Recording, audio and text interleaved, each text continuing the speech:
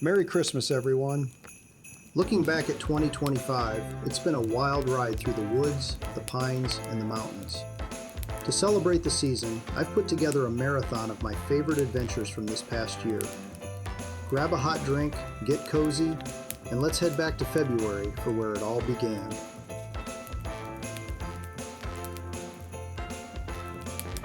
We're kicking things off in the dead of winter at the Delaware Water Gap. I was joined by Walter Zollner and Darcy from Darcy's Hiking Diary. I remember the parking lot being a total sheet of ice. I wasn't sure we'd even get moving. But once we hit the trail, it transformed into this silent, frozen wonderland. Between the frozen waterfalls and that breathtaking vista over the ice-covered landscape, it was the perfect way to start the year. When one of your favorite outdoor YouTubers asks if you want to join him on a winter hike, there's only one answer. Yes. No hesitation, no second thoughts.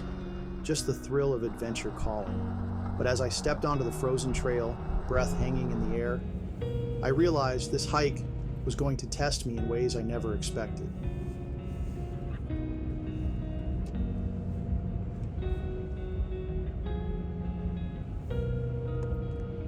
Buckle up and join me as we leave the salty air of the Jersey coast behind. Driving 130 miles inland to the rugged highlands of the Delaware Water Gap, where winter's beauty awaits.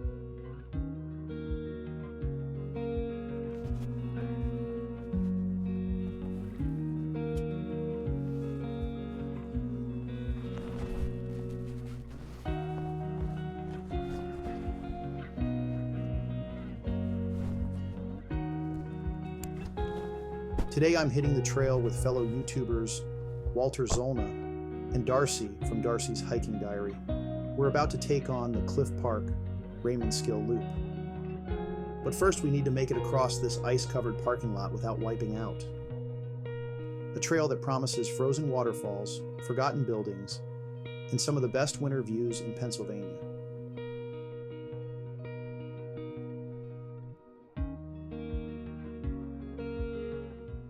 So we are at the gorge here. I think we're going to hit up the lower section of the waterfall first. So it's a really cool view, a little overlook here. Never been here before, seen some pictures. Actually, I watched one of Walter's videos when he was here, I guess it was last year, and I thought it was a really nice spot. So thanks for the invite to come out and take a hike here.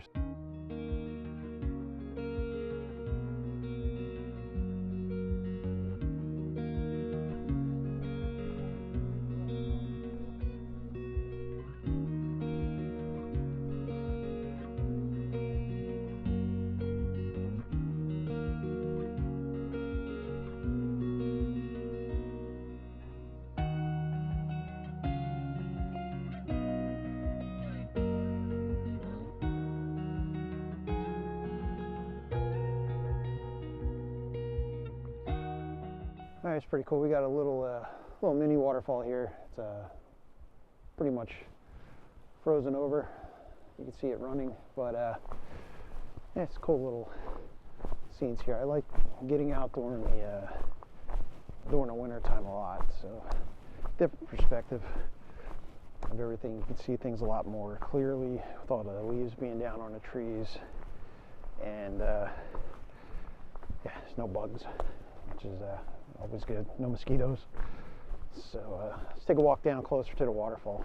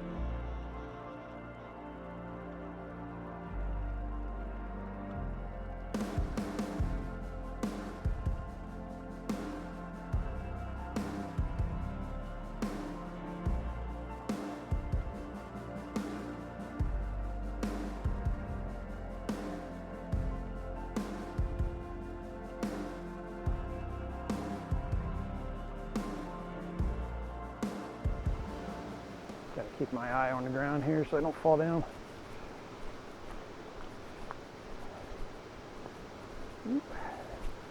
Kind of giving everybody else some space too, so I'm not in everybody's shots.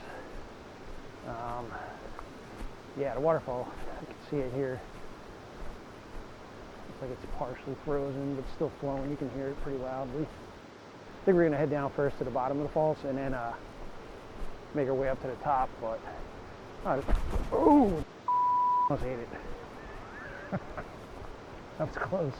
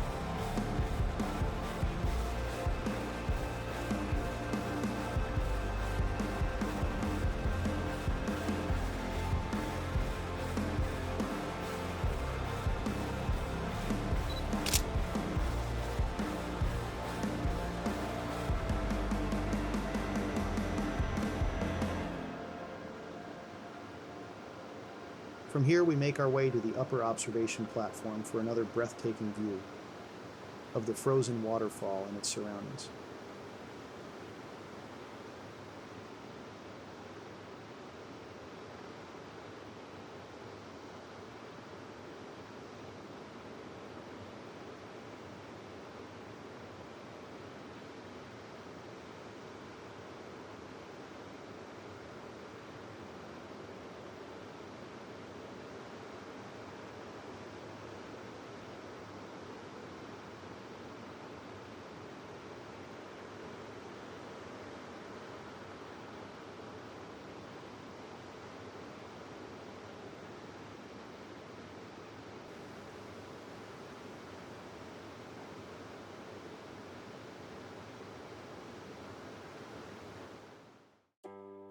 As we step deeper into the woods, the world starts to fade.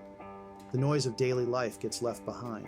Here in the forest, it's just the sound of footsteps, the rustling of the wind through the trees, the flow of the icy waters, and the occasional laughter that breaks the silence.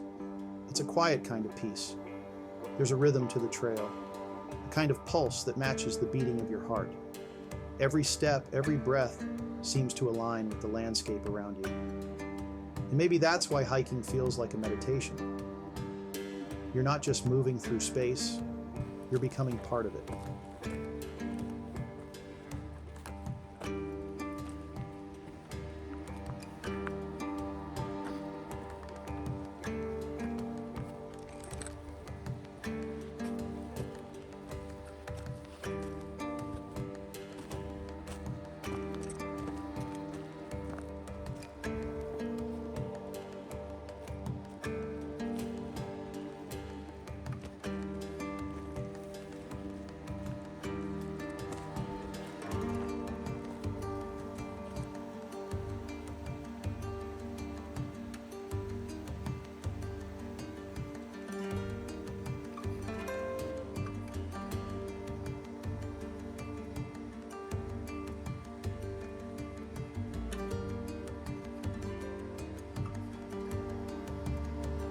Leaving the waterfalls behind, the trail begins to climb.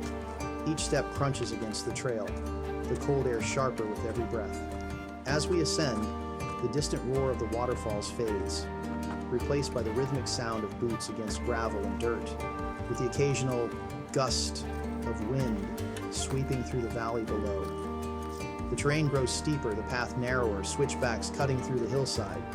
With each step, we rise above the gorge, trading the enclosed world of rushing water and shadowed cliffs for denser forest and higher elevations.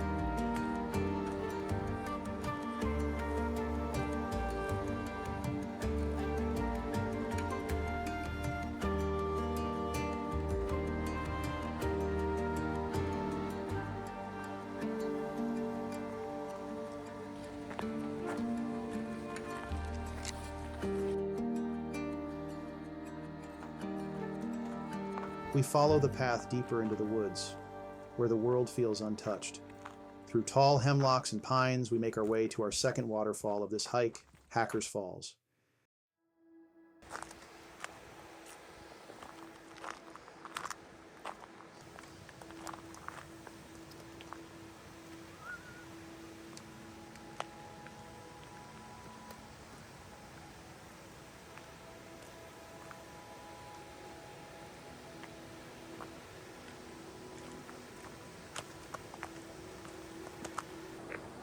Hackers Falls is smaller, more hidden, but no less stunning, especially in these conditions.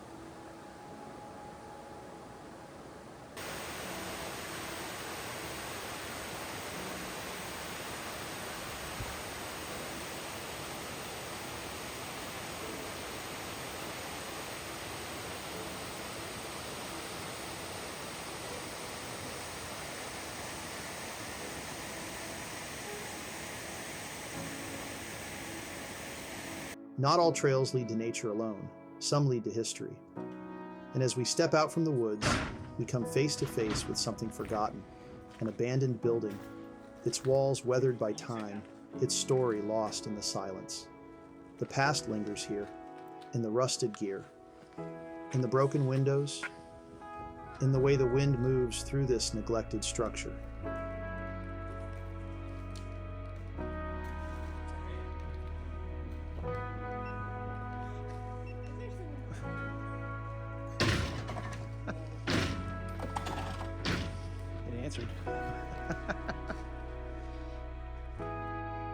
A short walk from the building, a frozen pond lies, lightly snow-covered, only disturbed by deer tracks across its frozen surface.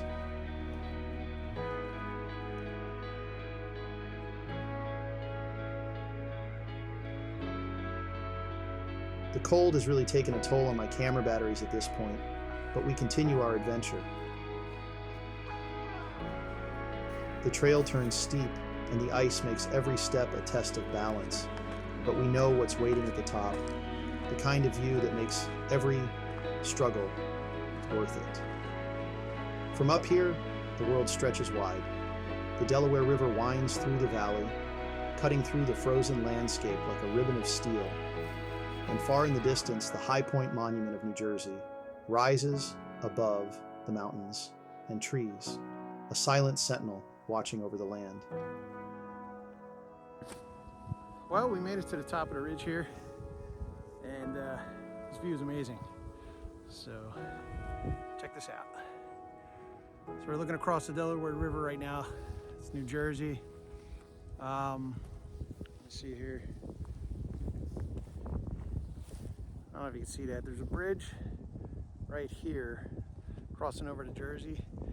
And then up in the horizon here, there's High Points State Park, which is the highest elevation point in the state of New Jersey.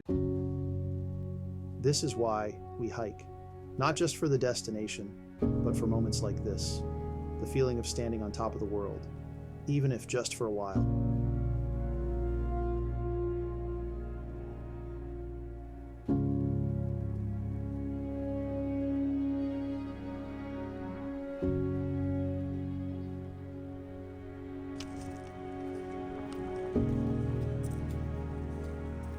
Every adventure has an end. And as we make our way back, the frozen ground beneath us feels a little more familiar. The waterfalls, the forgotten building, the view from the top, it all becomes part of the story we'll tell. Some hikes change the way you see a place. Others change the way you see yourself. This one, maybe a little of both.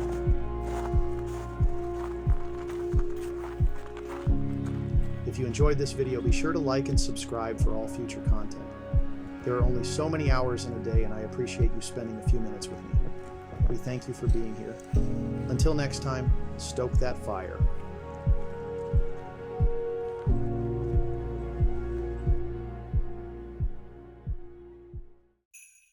Moving into March, I headed out for a solo hike at the Franklin Parker Preserve. You can see in the footage that spring was just starting to wake up. Most of the trees were still bare, but every now and then you'd catch a little pop of color. There is something so peaceful about walking those sandy trails between the old cranberry bogs. I'm so glad this land was preserved as open space. It's a real New Jersey gem. Some places make you feel like you've stepped into another world. Untouched, wild, and waiting to be explored. Today I'm hiking deep into Franklin Parker Preserve, one of the most unexpected landscapes in New Jersey. A place where forests meet wetlands, where old trails tell new stories, and where solitude isn't lonely, it's freedom. My name's Bernie, and you're watching Fire and Trails. Sometimes the best adventures aren't in faraway places. They're not at the top of a mountain or deep in the wilderness. They're just a short drive away, tucked between familiar roads, hiding right in your own backyard, waiting to be noticed.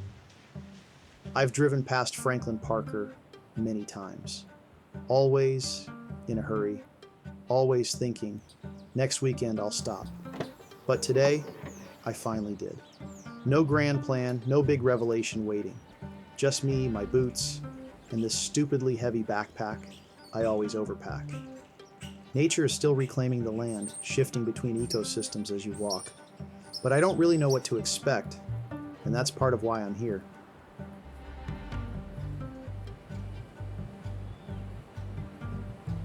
Today I'm hiking the Franklin Parker Preserves, one of the most unique landscapes in New Jersey. This place is a mix of pine forest, wetlands, and an old cranberry bog, making it a perfect spot to explore. It's time to trade pavement for dirt trails, deadlines for quiet, and let the world slow down for a while. Let's see where it takes us.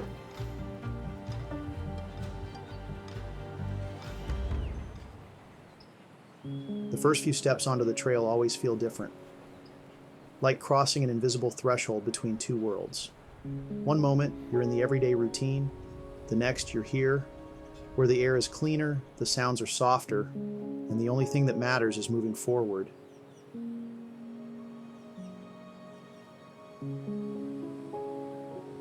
It's funny, we think we come to places like this to get away from something. The noise, the rush, the endless scroll of daily life.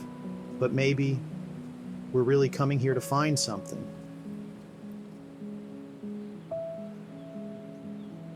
Somewhere between the parking lot and this moment, I stopped thinking about what I left behind and started noticing what was here. The way these pines smell after a heavy rain, how the light moves differently in the woods, that quiet voice in your head that finally has room to speak up. The deeper I go, the quieter everything feels. It's not the absence of cars or voices, it's the presence of something else. I thought I just needed exercise, fresh air. But standing here now, I realize what I really needed was to remember how small my problems are against all this. I didn't know I needed this, not really. Not until I was already here, already breathing deeper than I had in weeks. The trail gives you what you need, not what you thought you wanted. The trees don't ask why you've come. They simply stand as they have for decades, offering their quiet lessons to anyone who walks slow enough to listen. A short while later, and I come across a creek. The air changes here, cooler, damper, alive with the scent of wet stone and old leaves.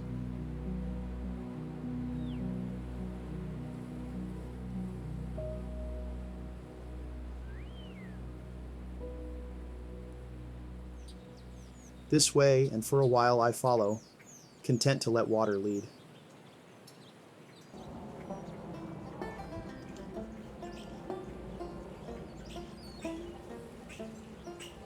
There's a rhythm to walking beside something alive like this. My boots find their pace.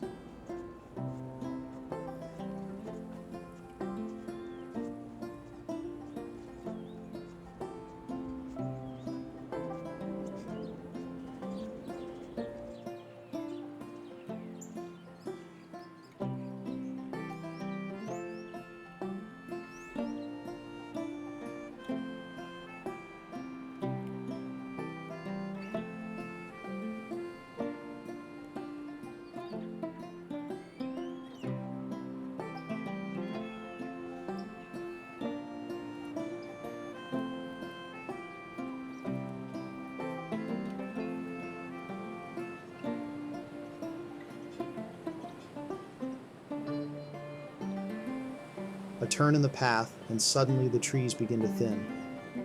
Sunlight pushes through, warming the ground. The creek veers away, disappearing behind a wall of reeds and brush.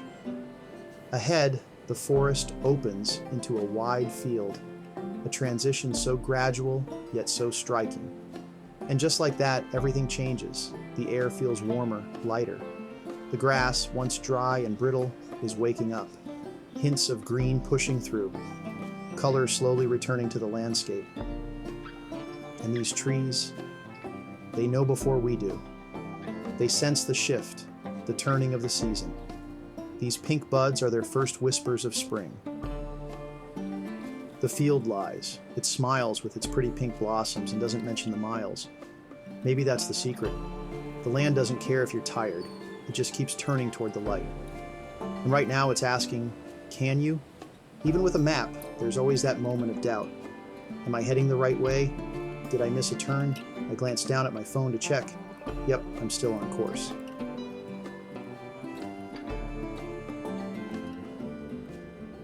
There's much more walking until I reach the old cranberry bogs and wetlands.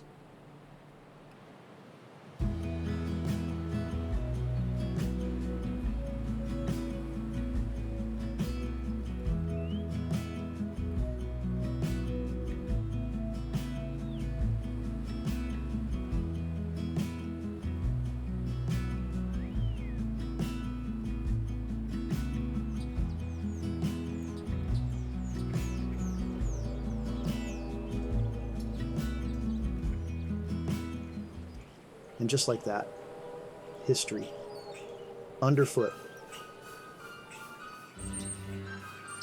These tracks carried the Blue Comet, New Jersey's forgotten luxury liner on wheels. A train so sleek, so fast, they called it the seashore's finest.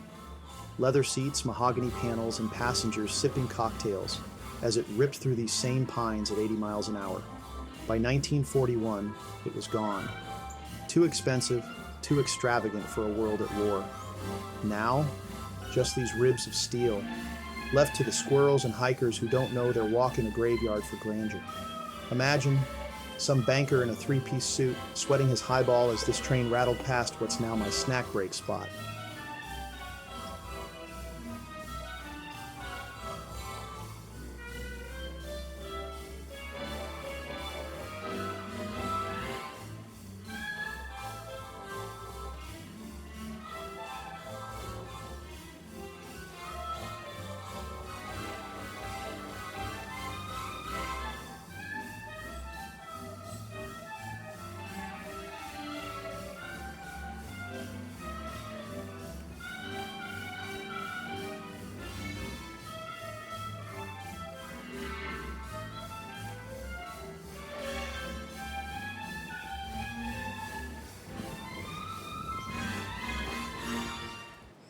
Open, expansive.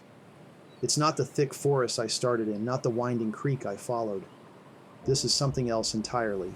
A landscape shaped by water, by history, by change.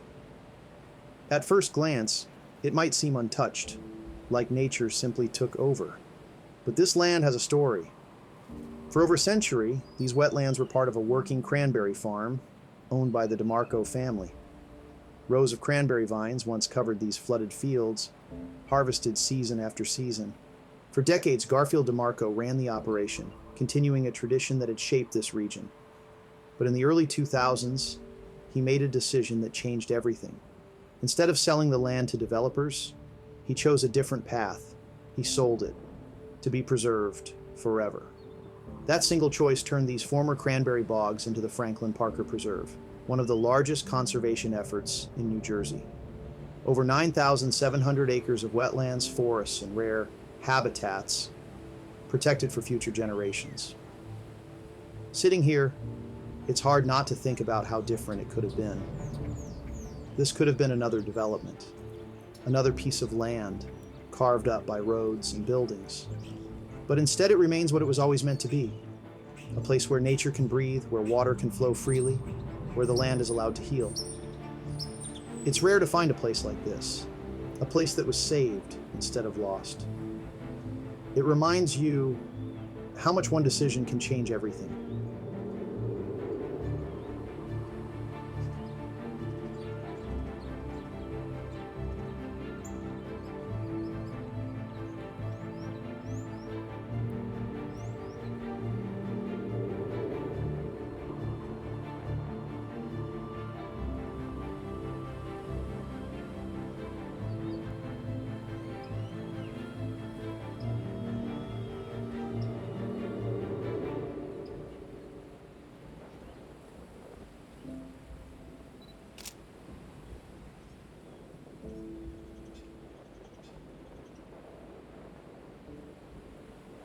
When I pulled into the parking lot this morning, there was a man standing next to his car, waiting. We both said good morning, and he told me he was waiting on a group of school students to arrive. He was a volunteer with the Pineland Preservation Group and was eager to share his knowledge of the preserve with those students.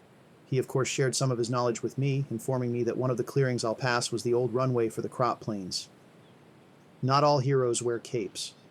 Some wear waders and swear at phragmites. You won't find their names on plaques, but walk these trails and you'll see their work. Clearly marked trailblazes, bird observation decks, benches to rest on. I could go on.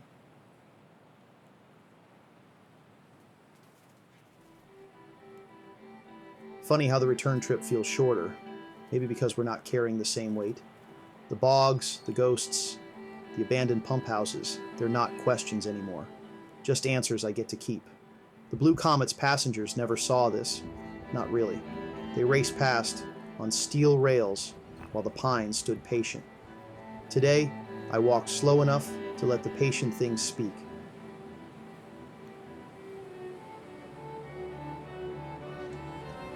They say you never step in the same river twice. Turns out you never walk the same trail either.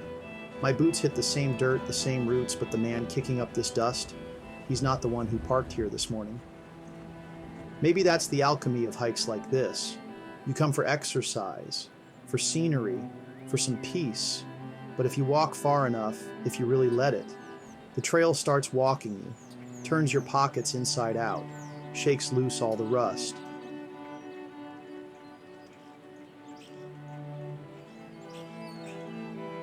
The Blue Comet's gone, the Cranberry Barrens too, but this sun beating down, this ache in my calves, the way I'll smell pine sap for days, that's the deal. The land takes what it wants and gives what you need. The GPS says I walked 6 miles. My back says it was 27. My heart's claiming infinity. I told you this pack was stupidly heavy.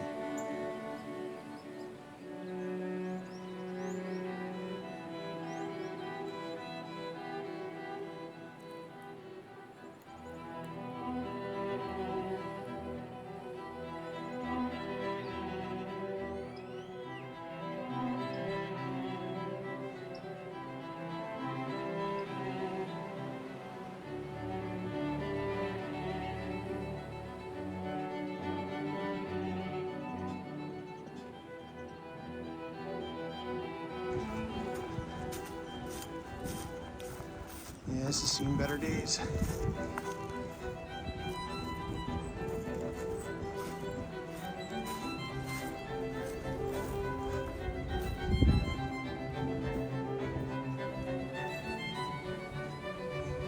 Anything around back here? Nope. Oh, look at that tree. Pretty funny. All right, back on the trail.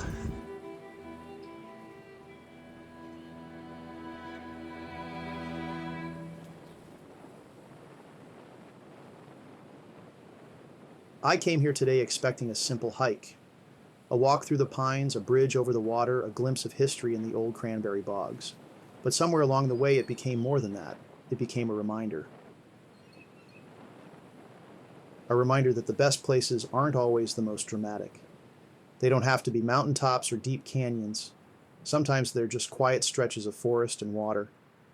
Places that have been shaped by time, by history, by the choice to preserve instead of destroy.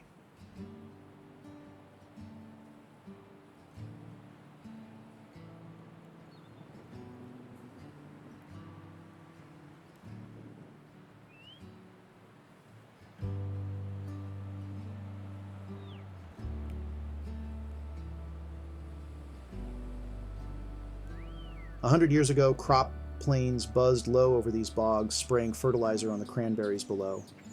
Pilots had to hit their marks just right, too high, and the wind would carry it away, too low, and they'd clip the pine trees. Now, the landing zones are grown over with reeds. The crop planes don't fly here anymore, but the land's still running. The only things flying here now are herons and dragonflies.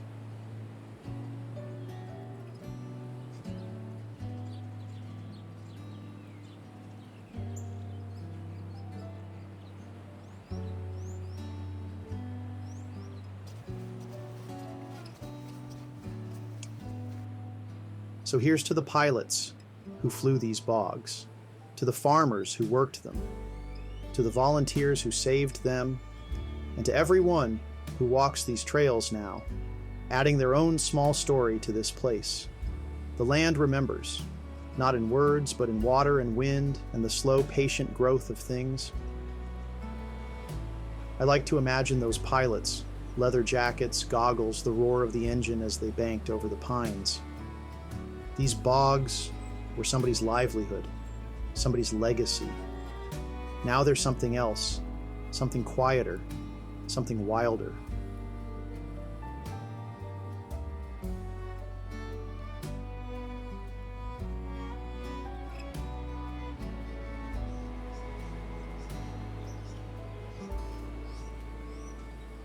Another trail behind me, another place that's left its mark.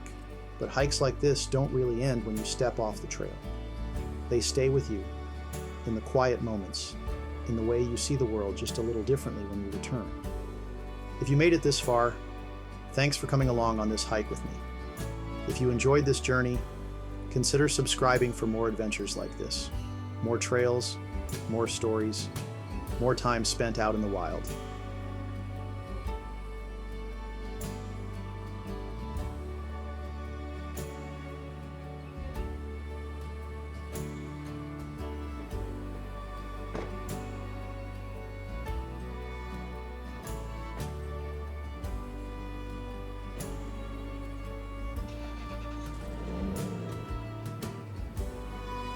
My GPS says home's 47 minutes away. My soul's still back at mile marker 6, arguing with a squirrel. Now, things get a little interesting. It was late July at Ted Stiles Preserve, and let me tell you, it was hot and buggy. I went off trail to find an old homestead and stumbled upon a sleeping, half-naked man by a hidden pond. I didn't stick around to ask questions. I headed straight back to the skoolie. Some hikes are peaceful. Others get a little weird. This was supposed to be a simple summer hike. 5.5 miles, in the wrong shoes, through thick heat and silence. But out here, in the middle of nowhere, someone was... It was already shaping up to be one of those days. I got off to a late start. Not by choice, but thanks to a late night out at the Phillies game with the family. Totally worth it.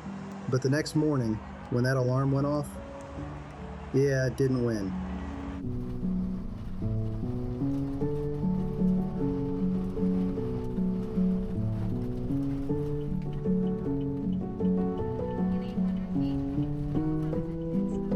I didn't roll up to the trailhead until just after 11 a.m. Not ideal when you're trying to beat the heat in mid-July.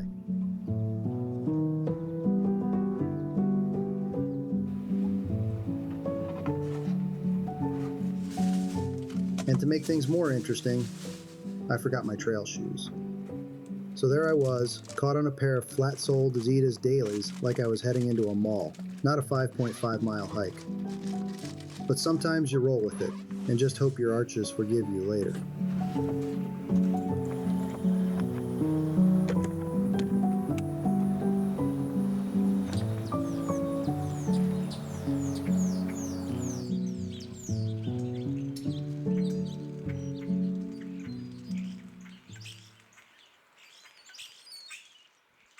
All right, well, it's mid-July. Finally getting back out on the trails. I haven't been on a hike since March when I did the Franklin Parker Preserve. But today we're at a different preserve. This is called the Ted Stiles Preserve. It's at Baldpate Mountain in Titusville, New Jersey, which is right outside of Washington's Crossing. Never been here. Did a little research on it. I haven't seen any of my fellow YouTube friends put out any videos from this location either, so looks like I might be doing something a little more original this time. So yeah, so we're gonna do it. It's a loop hike. Should take a few hours.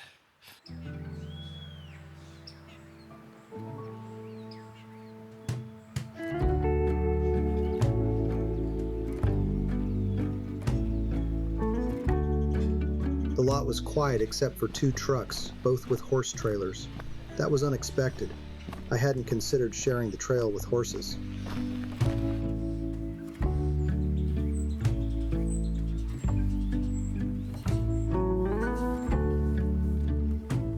About a half-mile in, I ran into the riders, 3 of them trotting calmly down the trail. It felt surreal, like something out of a childhood storybook.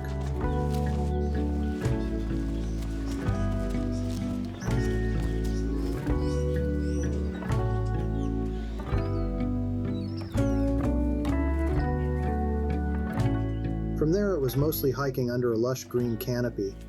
The sun filtered through the leaves in these perfect patterns. Every once in a while, a cool breeze would slide between the trees, just enough to remind me I was lucky to be out here, even if I was late and wearing the wrong shoes.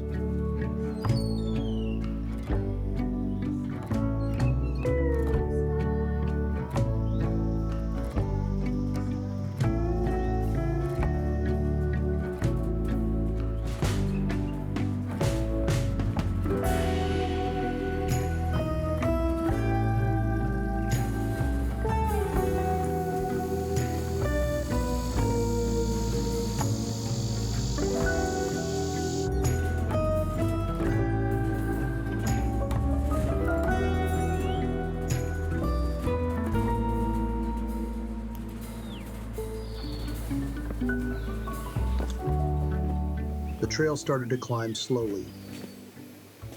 Over the course of the hike, I gained about 600 feet in elevation. Nothing too intense, but enough to remind you you're earning your views. The path narrowed at times, hugging tight against the hillside with just enough room for one. I kept thinking I was approaching a viewpoint. The shape of the trail on the map suggested it, but every bend just brought more trees. At one point I reached what I thought was the overlook, only to find a wall of leaves and no vista in sight. One of those oh moments. Alrighty, so we are 2.5 miles in, and so far there hasn't really been much to see on this trail. It's mostly just walking through a canopy cover. There's been a few openings, but there's really not anything, there's no views or anything. So pretty much so far this basically just kind of seems like an exercise trail than some type of scenic trail. Wonder if that's why there haven't been too many videos on this trail. So but you know, still figured I'd get out here and check it out. So yeah, so we're just gonna continue forward, and hopefully we'll get a vista of the Delaware River. So that's what that was the whole reason why I came out here. So I think we're pretty close to it. Might be another half mile to a mile up the trail. We're getting closer to the river portion of the trail. So we'll see what happens.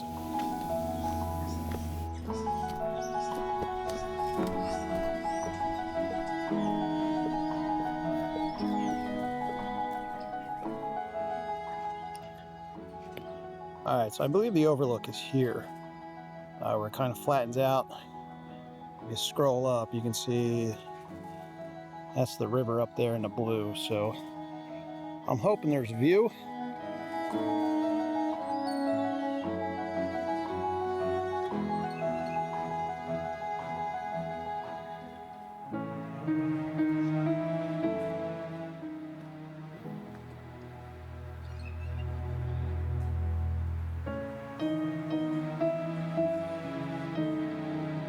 But just when I was ready to write the hike off as underwhelming, I turned a corner, and there it was. A wide open wildflower field stretched in front of me, buzzing with bees and butterflies, the kind of place you want to sit and breathe for a while. A massive locust tree stood at the edge like a natural monument.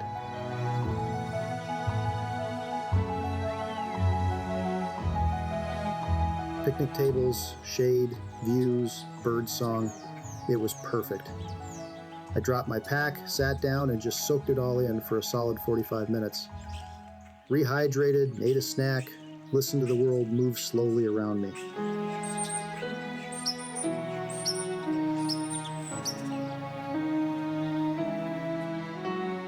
Tucked just up the hill from the tree, I found what I had been looking for, a proper overlook of the Delaware River Valley. This is why I hike.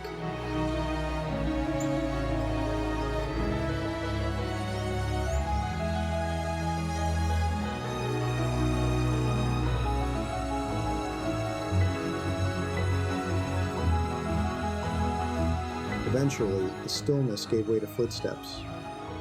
A few visitors filtered in as the afternoon wore on. I took it as my cue to pack up and head out. All right, so that's pretty nice. Once I got up to the picnic table there, I realized that I did come across the view of the Delaware.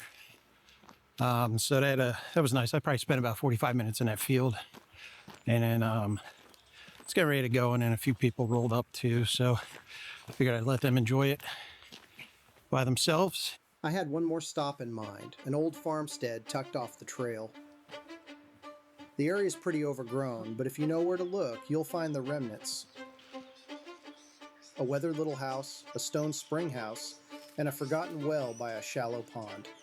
I took my time exploring the stonework, the history, the way nature slowly reclaims what we leave behind. It's all oddly comforting.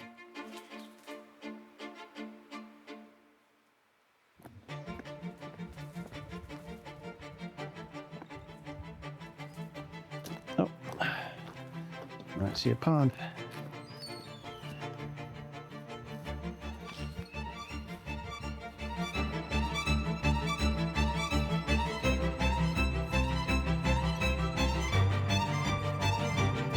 There's a well.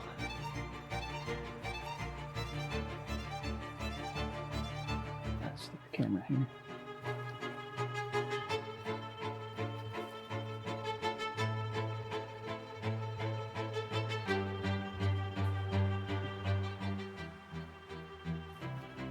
Let's take you around.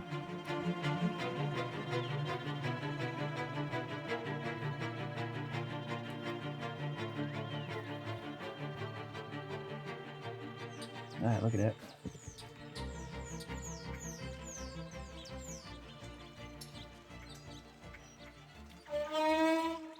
Oh.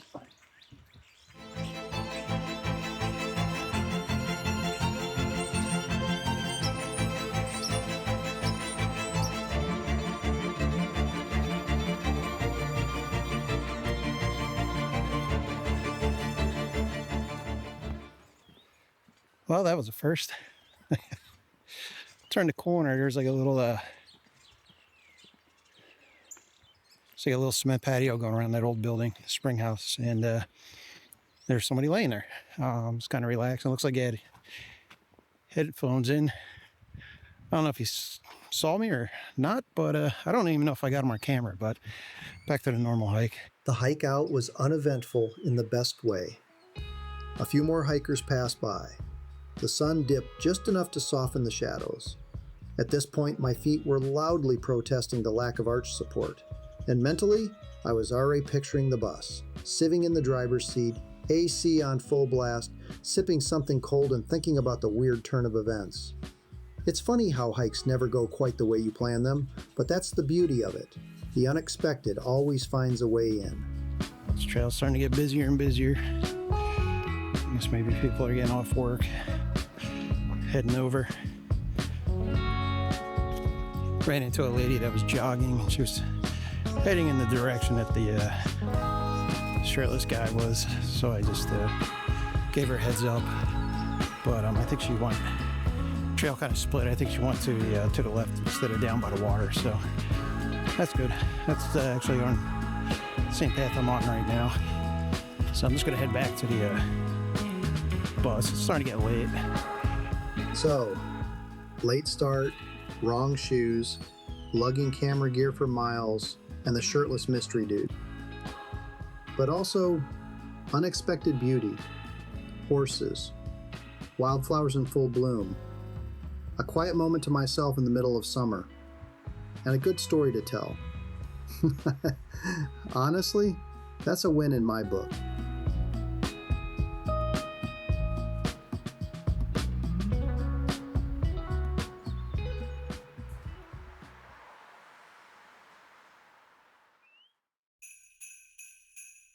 September took me deep into the heart of the Pine Barrens at Wharton State Forest. This trip had a bit of everything: history, good food, and a bit of a scare. I searched for the grave marker of a 1700s outlaw and cooked up some campfire schnitzel by the creek. But after dark, back in the skoolie, something unexplainable happened.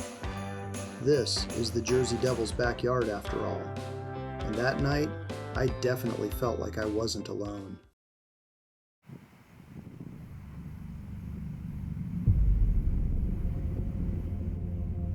Beyond the bustling coast, beneath the canopy of pines,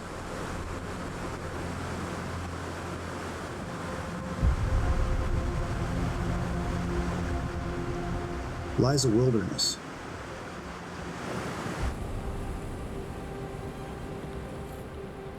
A land steeped in forgotten tales,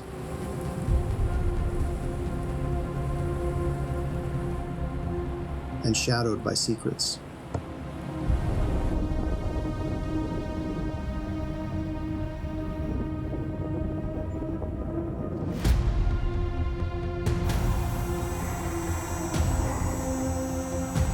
They say ancient spirits linger here.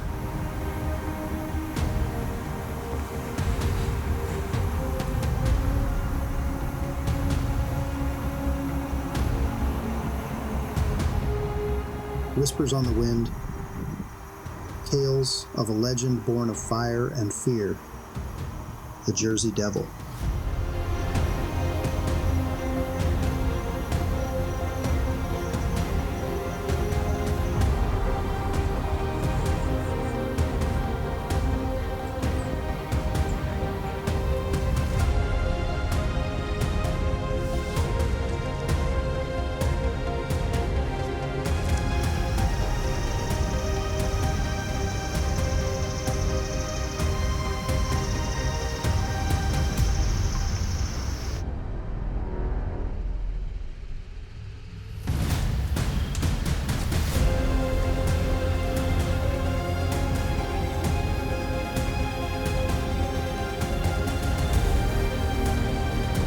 But for some, these woods are not just history and myth. They are sanctuary, a place where the wild calls and the night holds its own captivating stories.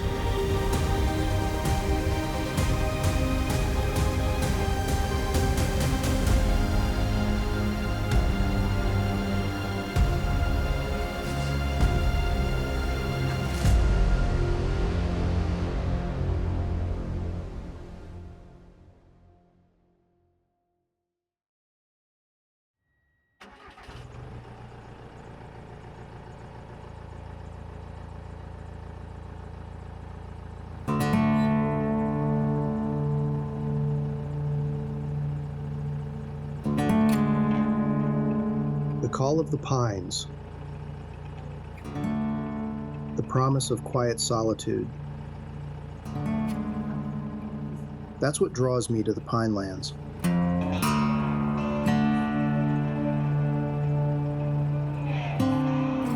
My journey begins not with a direct path to the campsite, but with a necessary detour to the historic Batstow village. First a camping permit, then an irresistible whisper from history.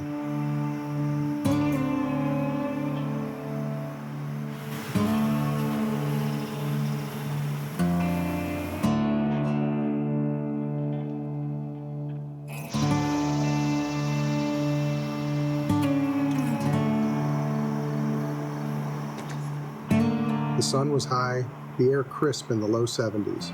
Perfect weather for a brief foray into the past. I set out on a short hike, a mere 15 minutes down a narrow dirt road, in search of a legend. The grave of Joseph Mulliner, the infamous Tory outlaw.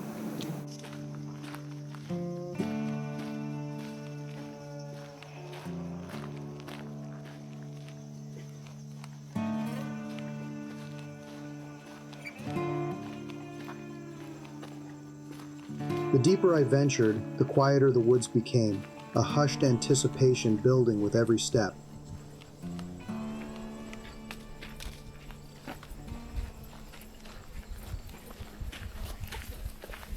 Out here in the Pinelands, the idea of doing a camping video. Weather's been beautiful. Pretty much the whole month of August, but August is past. We're in September now. And that means school started back up. And the camping spaces that I was interested in are a lot more available now than they were a few weeks ago. So I got a really good spot for tonight. And I had to stop over at Batona Village to pick up the camping permit. And I figured, let me see what's in the area while I'm here. And was doing a little research, and I came across something that I came across on the Weird New Jersey website a few years ago. So right now we're looking for the grave of Joseph Mulliner. He was a raider back in the Revolutionary War times. It's not much known about him, but he did kind of terrorize the Pine Barrens back in the 1770s. They finally caught up on him in around 1781, and he was hanged. I don't know the exact date or whatever. So I was talking to the ladies in Batona Village, and I was asking about the grave. They said there's a lot of controversy around it. Whether or not his body is actually here, nobody knows. Pretty much what I'm just looking for is the headstone. Now, I believe this is the third headstone for Joseph. I believe the first two were stolen, if I remember correctly from what I read. So there's supposed to be a stone one here. It's deep in the woods. It's not in a cemetery, so you got to hike into it. All right, according to the map, the GPS, it looks like we're pretty close here. So it's about a 15-minute hike in down this dirt road. There's no vehicle access, so you do have to walk. And according to the map, you got to cut over through the woods. So I figured we'll do a little side quest here before we get to the campsite and set up. So it's just something I've wanted to do. Man, it's probably been about 3 or 4 years since I first heard about this. So it's one of the, there's a few gangs that used to rove around the Pine Barrens during the Revolutionary War. There's the Fagin gang. There's John Bacon and his guys. That actually, there's a big battle over at, what was the name of the place? It was a tavern out in the outskirts of the Pines. It's a Cedarbrook Tavern, maybe? Been there. That place was pretty cool. It's a nice stop. Oh, actually, all right, looks like we're pretty close, so just might be a little cutoff over here. I got to keep my eye on it. Look out for a trail. But, yeah, and then this guy, Mulliner, is known as the Robin Hood of the Pine Barrens. Yeah, it's pretty fascinating. So, all right, looks like we got a little bit of an opening over here. It might be something here. It looks like it lines up the GPS, so let's cut over here. Hopefully this isn't just some random pin that somebody dropped on the map, trying to send everybody on a wild goose chase. So actually it'd be kind of funny if it was. But all right, yeah, I think we're on the right path here. So I'm just gonna cut through here. Yep, looks right. Did spray with bug spray, and I am wearing long pants today, so that's cool. Let's see if there's like a game path or something to follow. There's no clear path here. A little bit of an opening. We're just following deer trails here.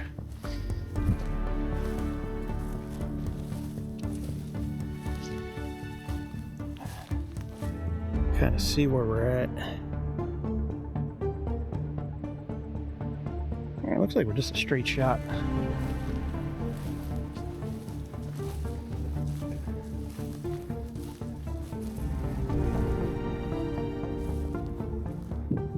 pretty cool. There's like a bunch of moss and stuff on the ground here.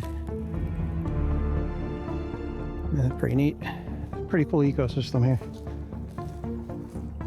There you go, a bit of a clearing. So yeah, I did look this up. Somebody said there was something about private property, but I did look up the parcel and it did come back as public. So I'm not worried about trespassing. All right, we are close according to this. Let's just see if there's anything here.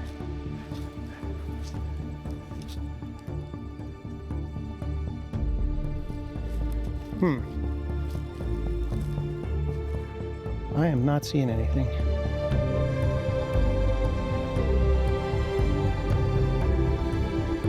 We should be right up on it. Ah, this is kind of disappointing.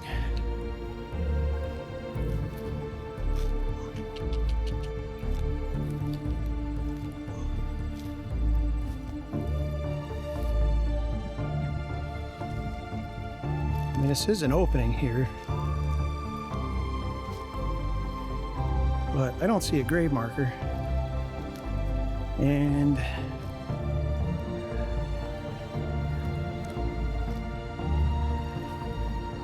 you know, if we go and find a grave, there is a stone marker. I'll throw a picture up of it. You guys see what it looks like, but I'm not seeing that here, so I'm not exactly sure where that grave marker is. I mean, it's pretty clear here. It's kind of searching all around here. This might be one of those cases where you look for something and you don't see it and you're ready to leave, and then you turn around and it's like right there. It just kind of reveals itself. So I've had that happen a few times. Certain things. But yeah, I'm not seeing anything. That's just a game trail here. Let's check the map again. Yeah, according to the map, I'm like past it now. So let's head back over this direction. All right, let's head back over here and just kind of concentrate on this area. I mean, unless this is where the body's supposed to be and there's no marker. Don't know. I'm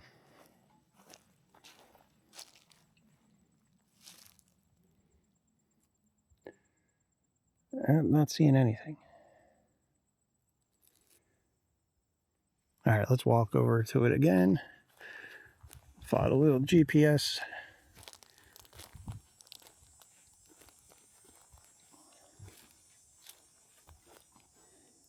Let's give it a second to kind of lock in here. All right, still not.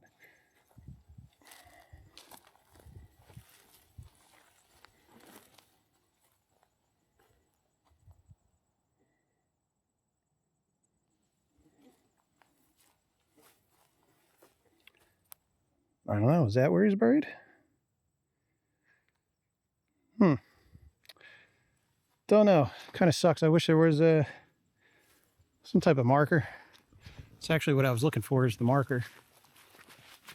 I'll have to do a little more reading. Find out where that marker actually is. So, all right, let's hike back out of here. Was this truly the spot? His body lost to time without a trace? Or was this another ghost of a prank, just like the outlaw himself? Disappointment mingled with intrigue as I trekked back to the waiting skoolie.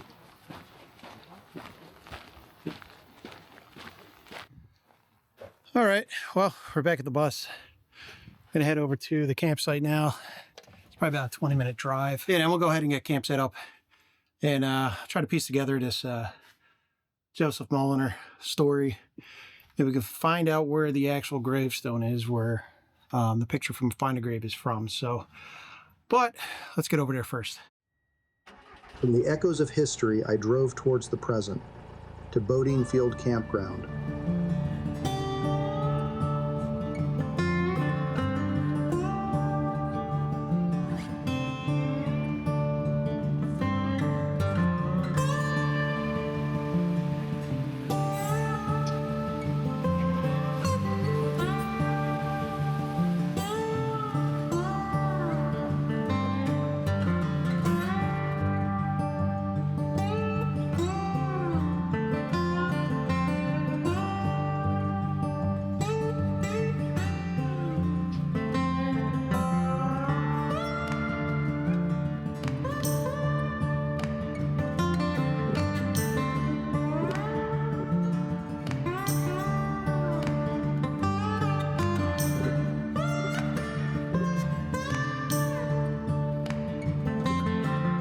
My site awaited, nestled beside a small, steadily flowing river. The quiet here was profound, a gentle hush that promised escape. Setting up the skoolie was a practice dance. Window shade in, fans whirring, windows open to invite the cool air.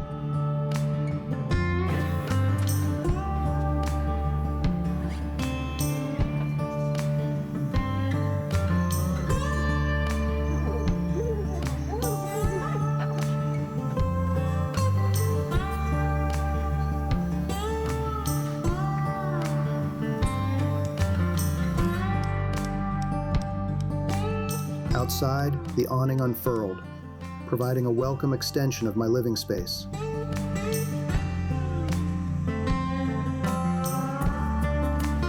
Chair, table, fire pit, Coleman stove, and firewood all found their places.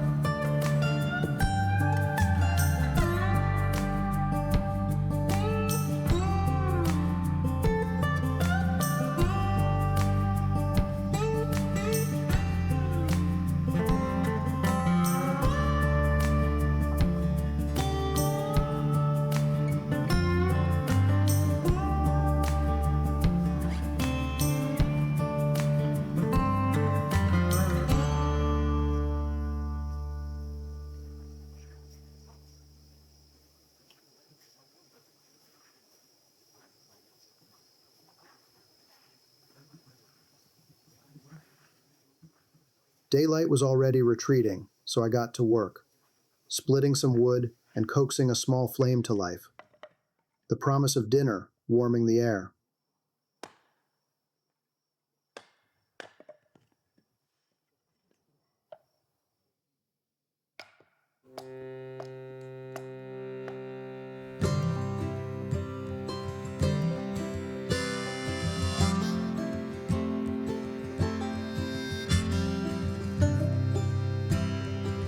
As the sun dipped below the horizon, painting the sky in fiery hues, I embarked on a personal challenge: hot bacon dressing. A dressing my grandmother has made during the holidays as far back as I can remember. The Coleman stove offered precision, crucial for preventing burnt bacon and perfectly emulsifying the dressing. The aroma of sizzling bacon was incredible, but it ascended to another level when the cider vinegar and sugar hit the hot drippings. A symphony of sweet, savory, and tangy filled the air.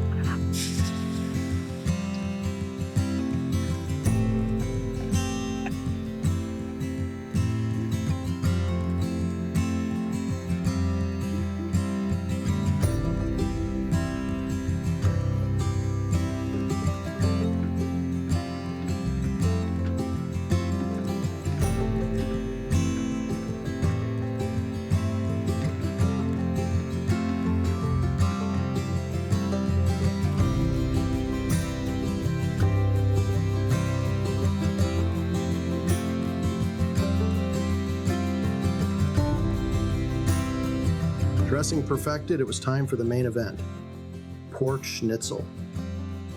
A cast iron pan, glistening with peanut oil, found its place over the glowing coals. While the oil heated, I meticulously dredged each pork cutlet. Flour, beaten egg, then a generous coating of breadcrumbs, creating that perfect golden crust.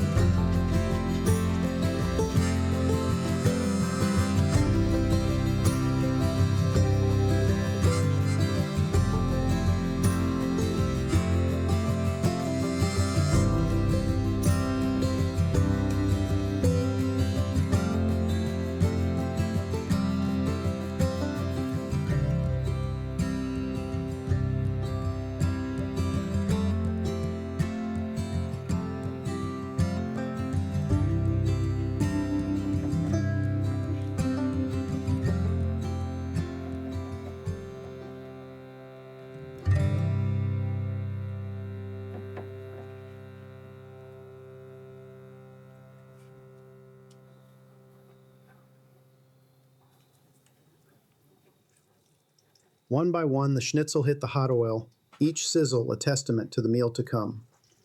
Golden brown on one side, then flipped, the transformation was mesmerizing and the smells intoxicating.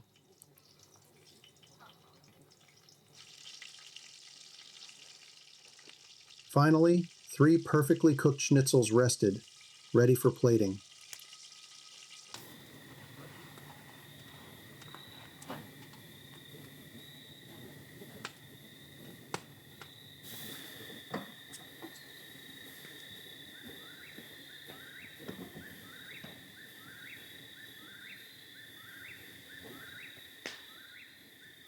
Spring mix, schnitzel, and then that glorious hot bacon dressing.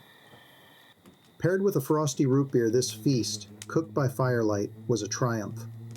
The challenge was absolutely worth the reward.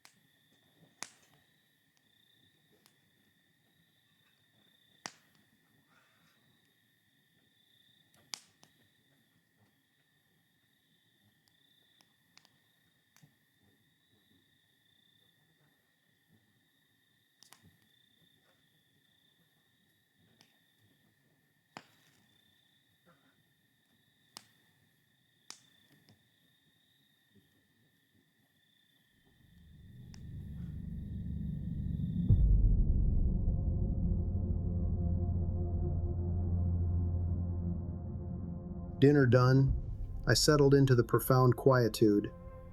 The full moon, a silent observer, began its slow ascent above the towering pines. It was eerily still. Even with other campers nearby, the sounds of human activity were almost non-existent. The campfire danced, its light reflecting off the surrounding trees, while the small river maintained its steady, soothing flow.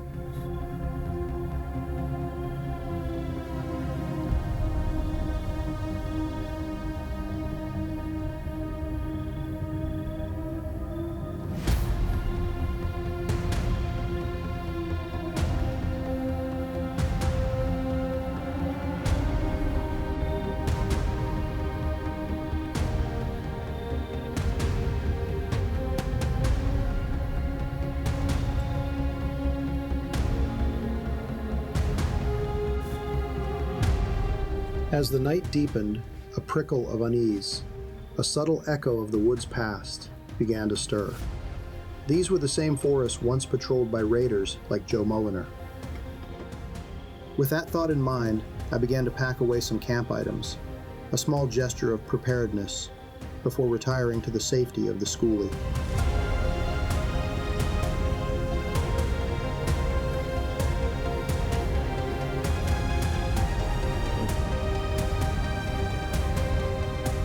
But the night wasn't quite done with its mysteries. Inside the bus, something strange happened. My interior string lights, without a touch from me, shifted from a steady glow, brightening then dimming, as if by an unseen hand. I captured the moment on my phone, a peculiar testament to an inexplicable event, before resetting them. The odd occurrences continued.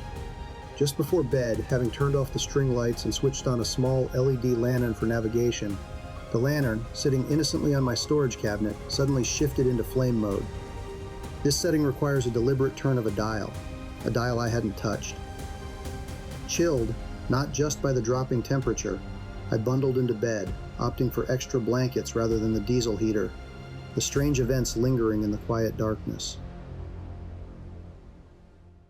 I woke before sunrise, a new day beginning with the familiar ritual of coffee on the Coleman stove.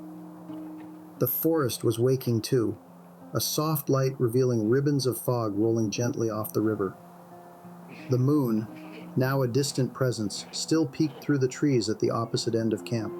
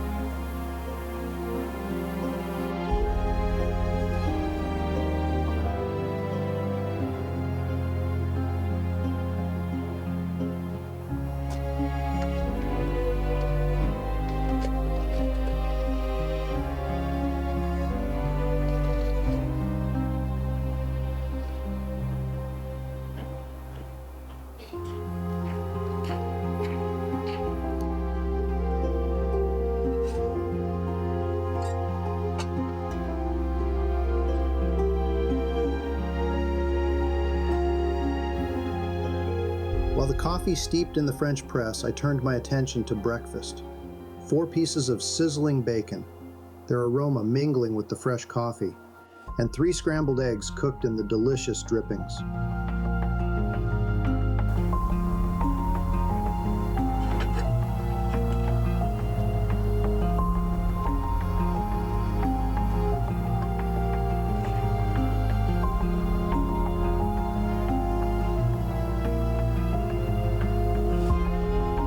Coffee finished and the morning light fully embraced, it was time to pack up.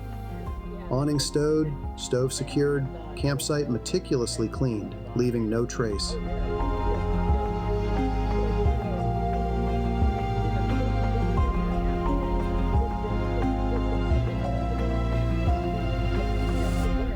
And if that holds them back, well, that's a kind of.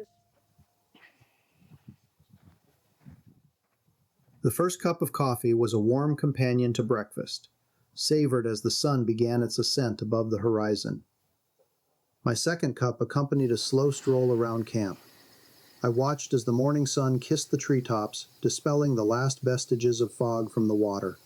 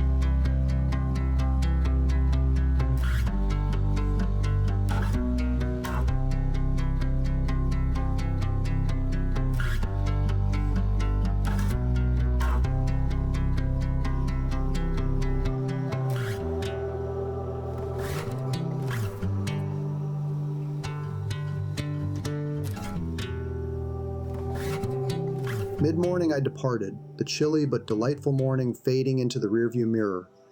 Another adventure complete, another story etched into the soul of the Pinelands.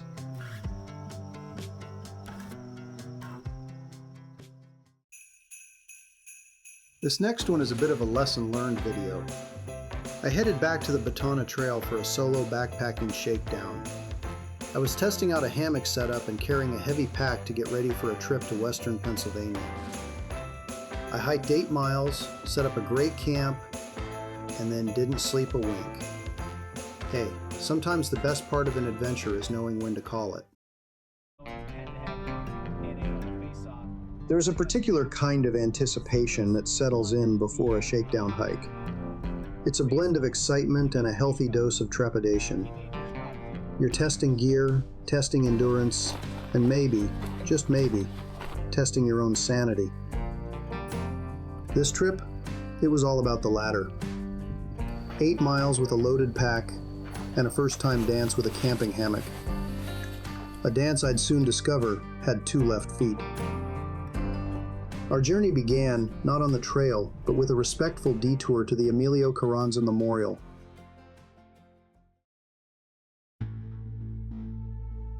He was known as the Lindbergh of Mexico, a young aviation pioneer who tragically lost his life in 1928, attempting a return flight from New York to Mexico City. A sudden thunderstorm over the New Jersey pinelands brought his journey to a heartbreaking end. It's a somber reminder of the raw power of nature, a force we often seek to conquer, or at least respectfully navigate.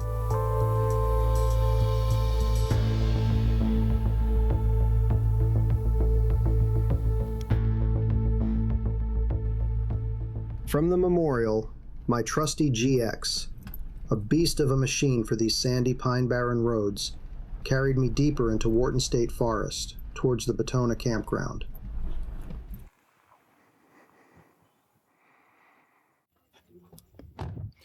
All right, so we made it to our spot here. I'm at the Batona campground, Wharton State Forest right now. I'm just going to do a little tune-up for the upcoming trip that I have coming up with Bill from Maximum Outdoors and a few other YouTubers. So I just want to make sure that all my gear is working properly and I'm able to set up everything. This will be my first time staying in a hammock, so I want to make sure that I can set this thing up right and it's comfortable and everything. So I did set it up in the backyard, but that doesn't really count. So another thing is tonight's supposed to be the coolest night, I think, out of the week. So it could drop down to upper 40s tonight. So I have my underquilt and a woobie, which is pretty much just a warm blanket that packs down. So I have all that and I'm going to test it out. I did cheat. So everything that I'm carrying in the pack is what I'll be carrying with me on the hike that I'm doing with Bill in a few weeks. But I did bring a few items in the car just in case I do get uncomfortable with the underquilt and everything. So I did bring a extra sleeping bag, extra pillow, and then I'll show you the pack here. So that is my pack. It's more for hunting. It's got a nice frame and everything. I think it'll be all right. It's, it's a little on the heavy side, but so yeah, everything's in there that I'll be carrying. I'm not ditching weight or anything. I want to make sure that I'm carrying the full load on this shakedown trip. So I'm going to suit up and we'll start hiking over to Apple Pie Hill. See you.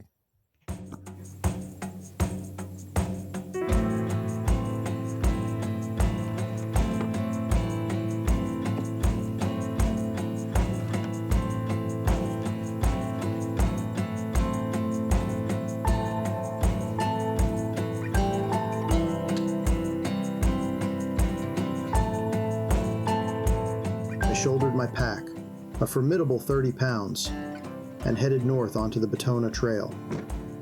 Our destination, Apple Pie Hill.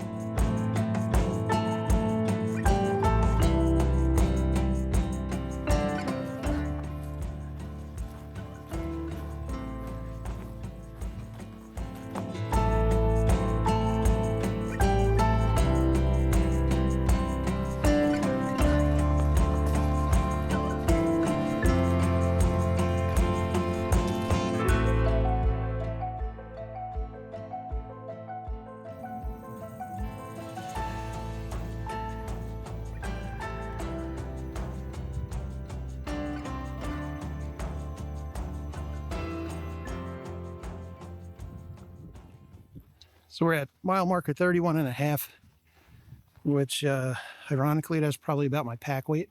I added some Gatorade and stuff to it too, so it's a little heavier than when I weighed it at home. But yeah, this is cool. I think we're gonna see Tea Time Hill, which is kind of like a pretty well-known spot for people that do the Batona Trail through hike.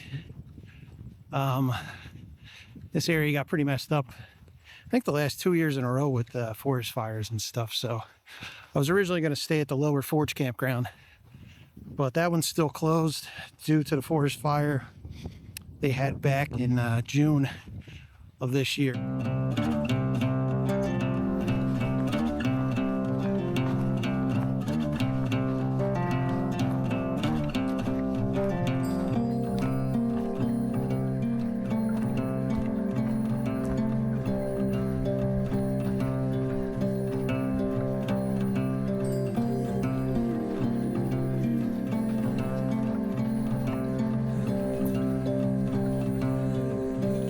The trail unwound before me, a 4-mile stretch in, 4 miles out, a full 8 miles through this unique ecosystem. The Pine Barrens, with their scrubby oaks and towering pines, hold a rugged beauty. We crossed a small bridge, the sound of running water a soothing counterpoint to the crunch of my boots. Further on, 3 wooden footbridges guided us over trickling streams. But this particular section of the trail bore the scars of a recent past. A forest fire, a mere 14 months prior in July of 2024, had swept through. Yeah, you can see this area was burned pretty bad. I think 2 years in a row. I know for sure there's a big fire that started over this way in July of 2024. Actually, it might have been 4th of July. I think they blamed it on somebody lighting fireworks off here. Some idiot lit the forest on fire. So I do know this section of the Batona Trail was closed for a while too, while they're, still, I guess it was smoldering and stuff for weeks afterwards. So, but yeah, you can just kind of see like how this place is all charred over here. So we do got the new growth coming through on the floor. Trees look like they're pretty resilient here. So I'm not seeing anything that's just like obviously dead. They're just pretty much just toasted and still alive. They still have some green on them. Actually, nope, I lied. Here comes looks like this section. Pretty dried up here. Kind of see. And there's a few other dead ones there. That's a hardwood.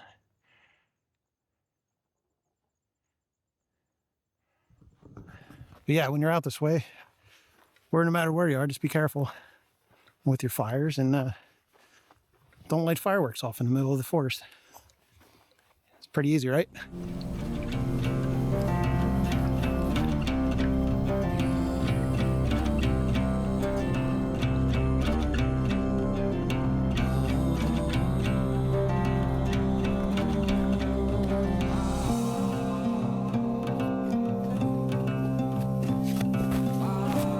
Charred pine trees stood like sentinels, most having bravely survived the blaze. Yet, beneath them, a vibrant tapestry of green underbrush had already begun its reclamation.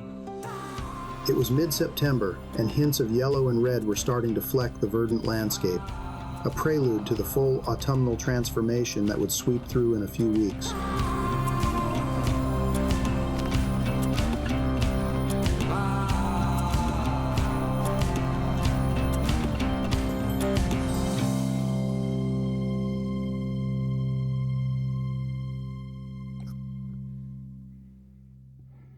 This area looks like it got hit pretty hard by fire, so looks like a lot of dead pine trees back here.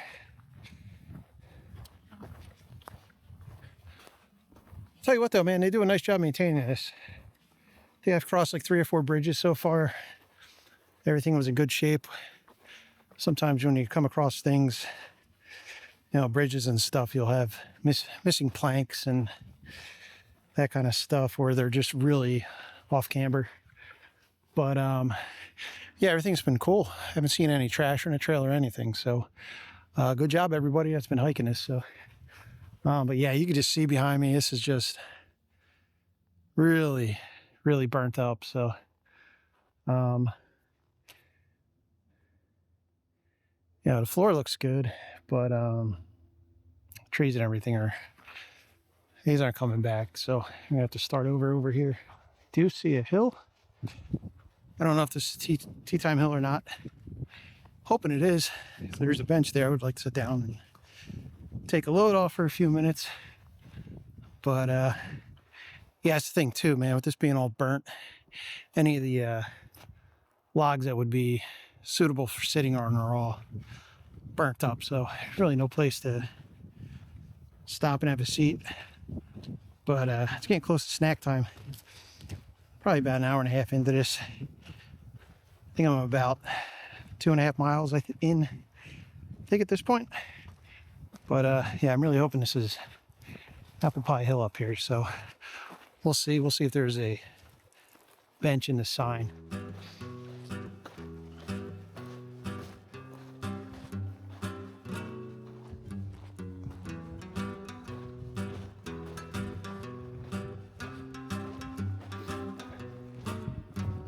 I do wish I remembered to download the offline map. So I have no idea how close I am to anything. Just following the blazes. The All Trails app on my phone is marking my progress as far as time and mileage, but I have no idea. There's no map that accompanies that information, so I'm not sure how close I am to any of the markers or Apple Pie Hill or anything. So, all right, let's see.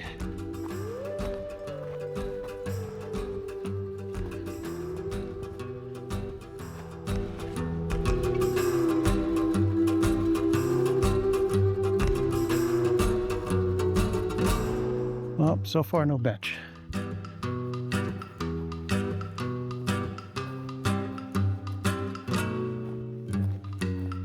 Looking up in the trees to see if I can see the sign. Oh, I think we're here. I do see a bench here. Looks like the tree. Can't read it, but looks like there's 2 signs up here. So, alrighty. Yep, there it is.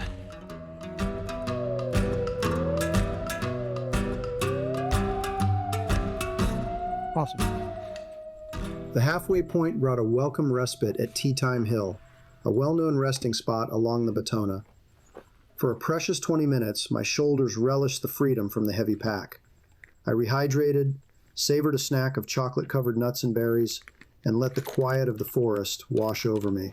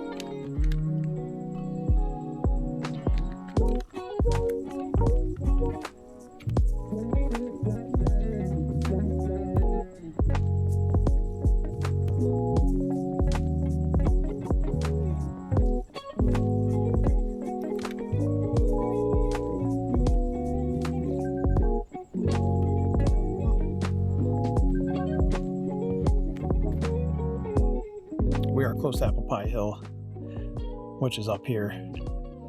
So this is awesome. It's glad I was able to get the service and get an idea of like how close we were. So it doesn't seem like it's too far. Yeah, we'll go to Apple Pie Hill, climb the hill, get some footage, turn back around, head back to camp, and then start getting set up with everything. So cool.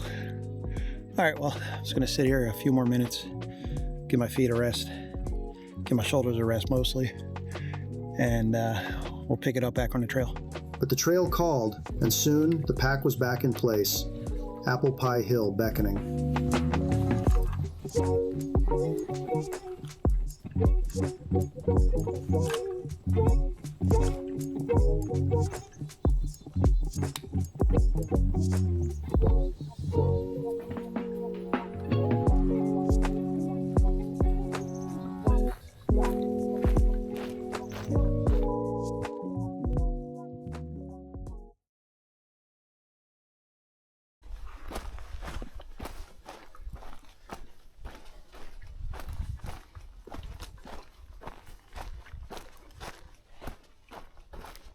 All right, well, that little break came right at a good time. Feeling a lot better. Got some Gatorade in me. Had some snacks. Shoulders feel a lot better. So yeah, we're just going to keep going onward towards Apple Pie Hill. I'm guessing we're probably about 1.5 miles away, somewhere abouts there. Yeah, it's been great. I haven't seen anybody out here the entire time. It's so quiet.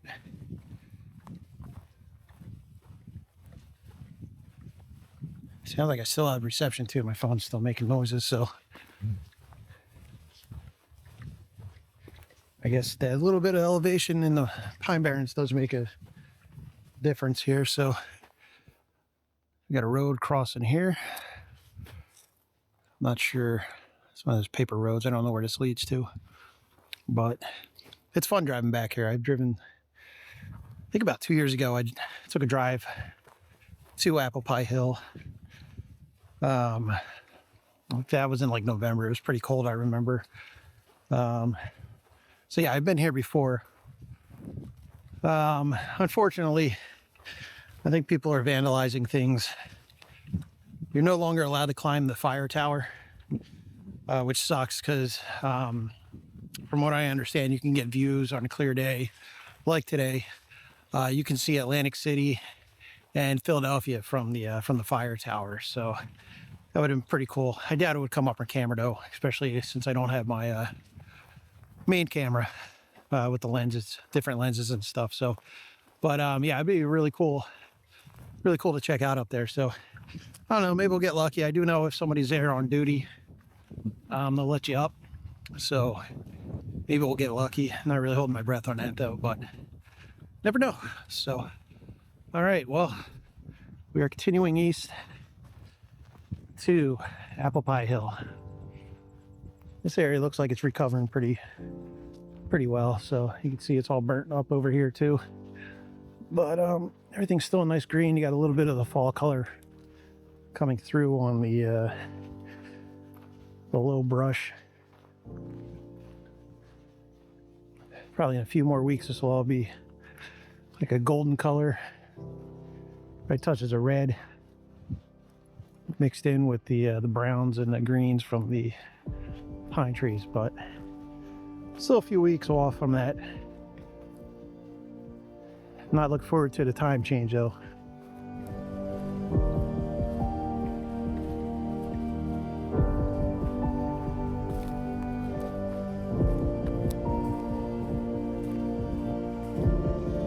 More charred pines passed by, each one a testament to resilience.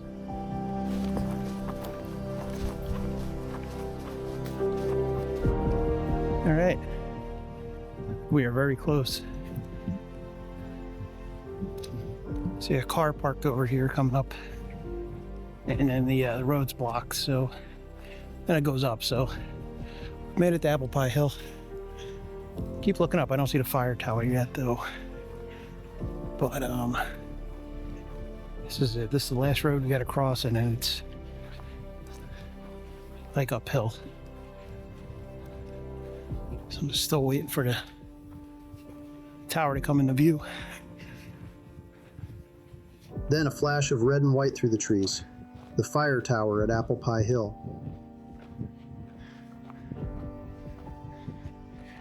Apple Pie Hill elevation 205 feet. Wharton State Forest.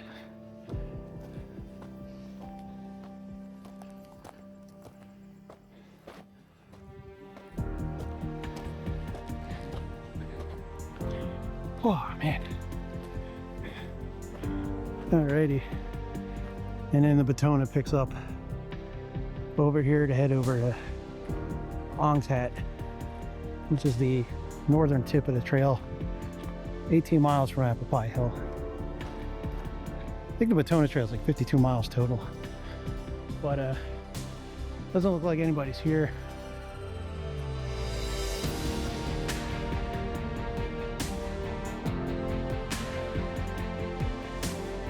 At the top, a picnic table offered a welcome seat.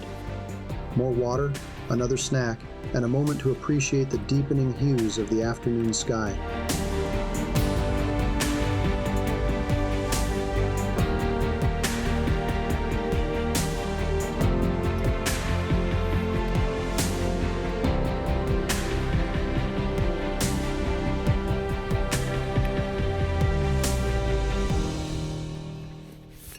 All right, 4 miles in, 4 miles back. We're gonna turn around, head back to camp, get set up with the hammock and everything. This took me about what, 2 hours to get in here. Yeah, my time's all screwed up because it just stops and everything. But yeah, we're at 4 miles, 4.12 miles. Elevation gain 284 feet, and time from when I left camp was 2 hours 46 minutes. So probably been sitting around for about a half hour up here and probably about 15 minutes at Tea Time Hill. So yeah, so we're gonna head back and get set up. So it was cool. Whole time I was out here, I didn't think anybody else was around, but I ended up running into 3 guys on the way out. They were on their way out. I think I parked next to them when I stopped at the memorial for some footage. And I ran into 2 nice people I sat here and had a conversation with for probably about 20 minutes. They're from the area. They just did I guess like a little day hike or whatever, but it was nice chatting with them. And yeah, just talk about different places to check out and everything. So okay, so let's get the walking. 3.8 miles back to the memorial. We're not going to the memorial though. We're going to the Batona campground, which is a little bit further of a hike. That's okay. So probably not going to record too much going out or going back because it's going to be the same scenery as it was coming in. So I'll save the battery, save the memory card space for later when I get back, start setting up camp and everything. So I think I'm just going to book it out of here, try to get back where I have enough time before it gets too dark. It's probably getting dark around 7 o'clock now. So what time is it now? Let me see. Oh, it's 4 o'clock. So yeah, probably get back around like 6. Give me enough time to get the hammock set up and get settled in. So, all right, see you at camp.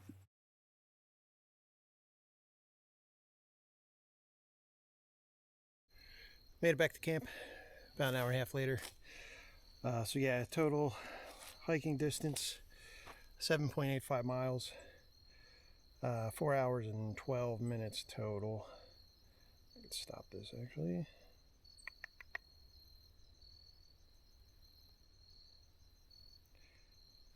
Oh man, all right, so yeah, the sun's starting to dip. Kind of see it over there, so I'm gonna go ahead and get the hammock up, and then I'll start dinner. Dinner's gonna be easy. All I gotta do is boil water for on the Mountain House meals that I brought. So yeah, so we'll get started with that. All right, I think I'm gonna change my shoes first. Camp setup. I think I got it set up correctly. Looks right, but check it out. So I got a Travel Bird, oversized rain shield. This thing's really big. And then I got a Travel Bird hammock and a underquilt. I'm not really sure. I don't remember if that's Travel Bird or not. I don't think it is, but Yeah, so we're all set up now. I think all that's left to do is make dinner, but I'm still tired from that hike. So I think what I'm going to do is I'm just going to hang out in the hammock for a little bit, and then I'll start boiling some water for dinner. So, all right, well, like I said, hammock's up, camp set up, and yeah, just going to relax until it gets dark, and then probably go to bed early tonight. So it was a pretty long day. Hike felt good though. About, like I said, 8 miles, 30-pound pack. Feeling pretty confident for the meetup in 2 weeks. That's gonna be mountainous, but I think I'll be all right. So let's do my own pace. Should be okay.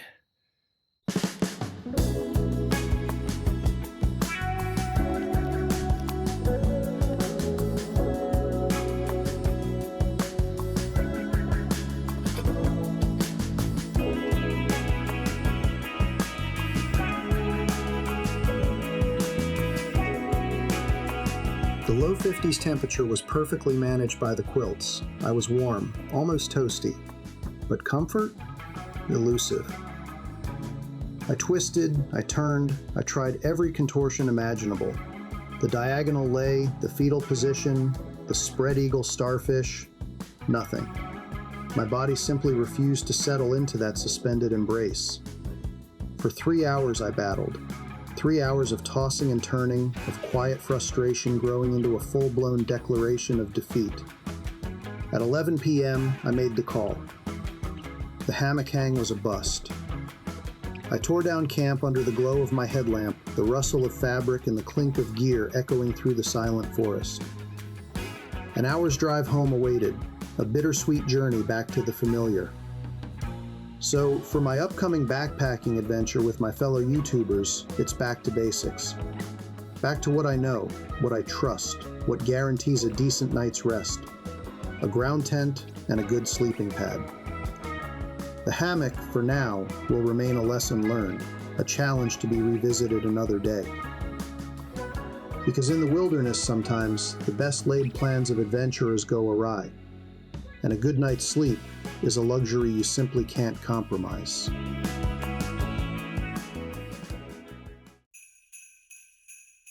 In early October, I joined a group trip out to the Allegheny National Forest to hike Minister Creek. I'll be honest, I carried way too much gear, and those elevation gains really kicked my butt on the way in. We set up at a spot called the Tri-Forks, which was absolutely beautiful. We spent the night sharing stories around the campfire, and a bottle of bourbon might have made its way around the circle, which definitely explains some of that extra weight in my pack.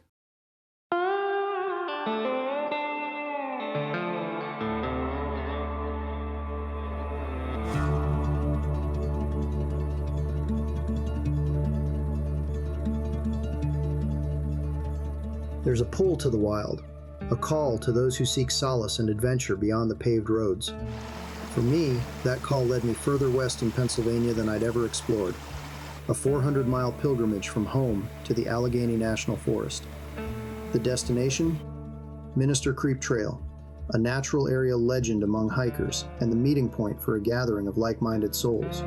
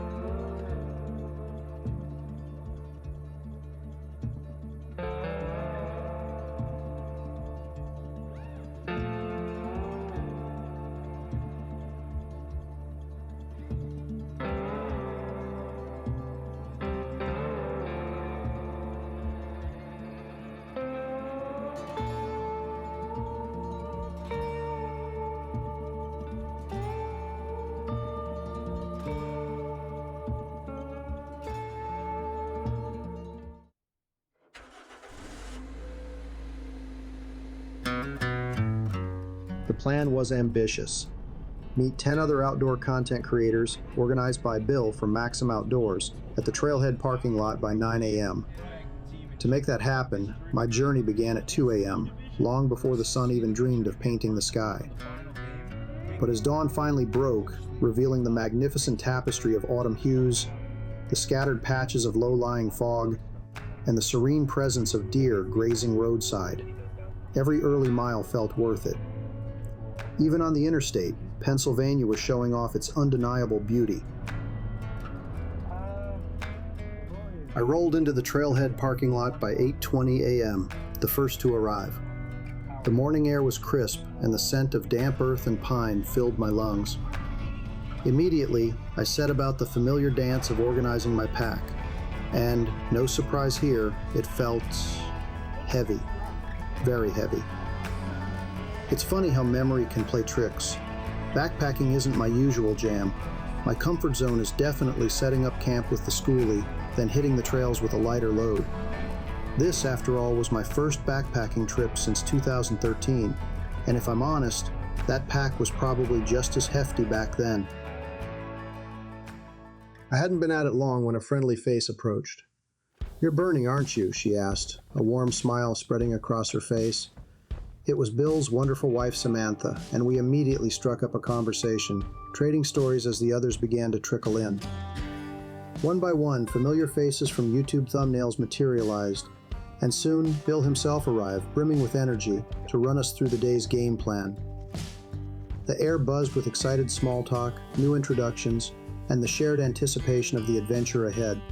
We decided to tackle the Minister Creek Trail clockwise, a route promising gigantic rock formations, a breathtaking scenic overlook, several stream crossings, and narrow footpaths that would guide us deep into the heart of the mountain. Our initial hike to camp was estimated at a manageable 2.5 miles. The morning started off cool, perfect for hiking, but as we climbed, the temperature began to rise. My heavy pack was already a beast on my shoulders, and I probably waited a little too long to shed my hoodie. The first incline was a push, but on the second, my leg muscles screamed in protest, and the sweat started to pour. I found myself falling behind, the rapid pace of the others gradually creating a gap. I pushed on, determined to conquer that incline. The promise of the scenic overlook and its tapestry of orange and red painted against the green canopy driving me forward. As I labored upwards, I heard footsteps behind me. It was the front of the group who had taken the longer route, now retracing their steps to join us on the direct path. Jeremy, a seasoned backpacker, caught up to me. "Need a hand with anything?" he asked, a knowing look in his eyes. With immense gratitude, I offloaded some of my gear. A short while later, I finally reached the rest of the group at the scenic overlook. The views were spectacular, a vast canvas of autumn colors stretching out beneath a brilliant blue sky.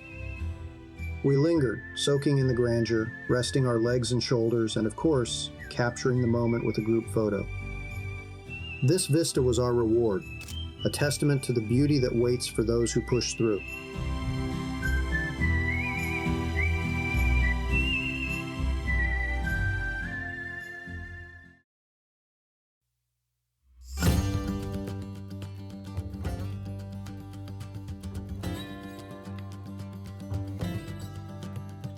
With renewed energy, we donned our packs once more and set off towards camp. The trail led us through more magnificent boulder formations and along winding paths etched into the mountainside.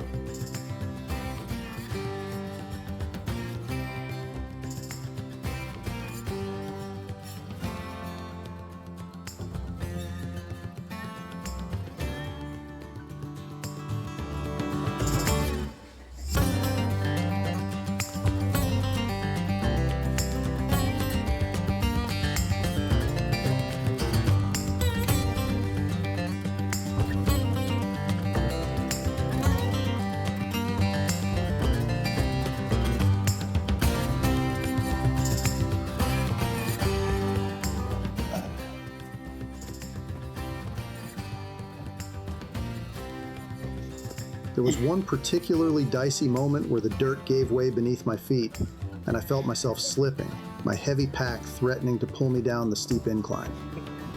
My heart leaped into my throat, but somehow, miraculously, I managed to regain my footing, stopping my momentum just in time, and protecting the full-frame camera clutched in my hand from certain damage. Yeah. My ego might have been bruised for a few minutes, but all else was well. After a few more ascents that challenged my burning leg muscles and tired shoulders, the path finally started to level out, a welcome change indeed. It wasn't long until we reached our campsite, a truly magnificent spot.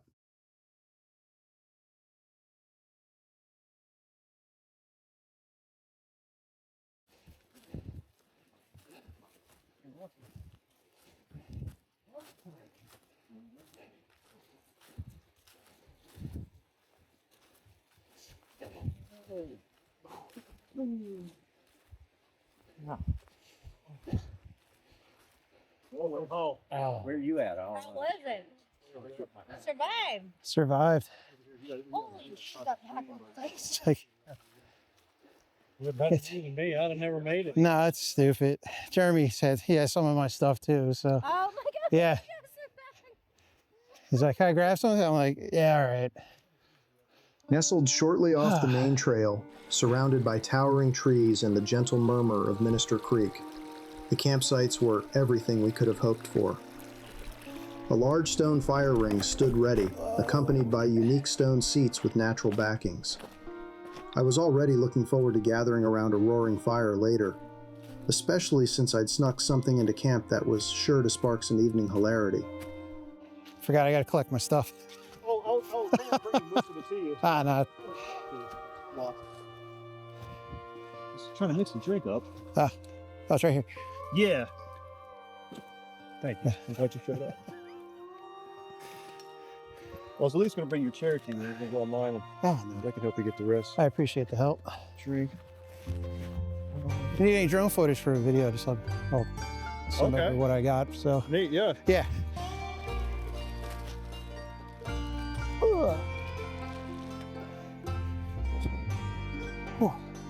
You find an easy way across? Yeah, it wasn't too bad. I'm like right over here. Is that where you're right camp? Yeah, see, I got my pack up against the tree here. I got my camera set up across the creek here.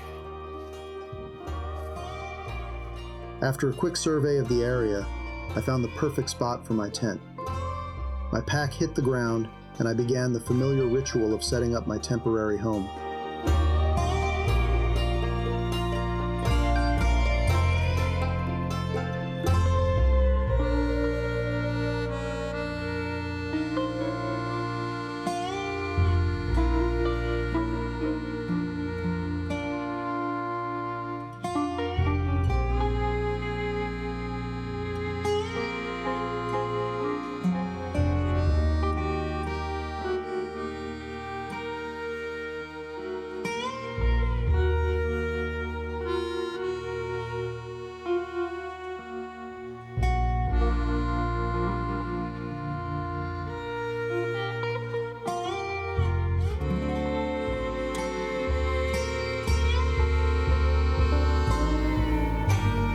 The tent went up without a hitch, and soon it was furnished with a ground pad, a sleeping pad, my sleeping bag, and an outdoor quilt for extra warmth, as the forecast promised temperatures dipping into the 40s overnight. My little sanctuary was complete, ready for a night under the stars in the heart of the Allegheny.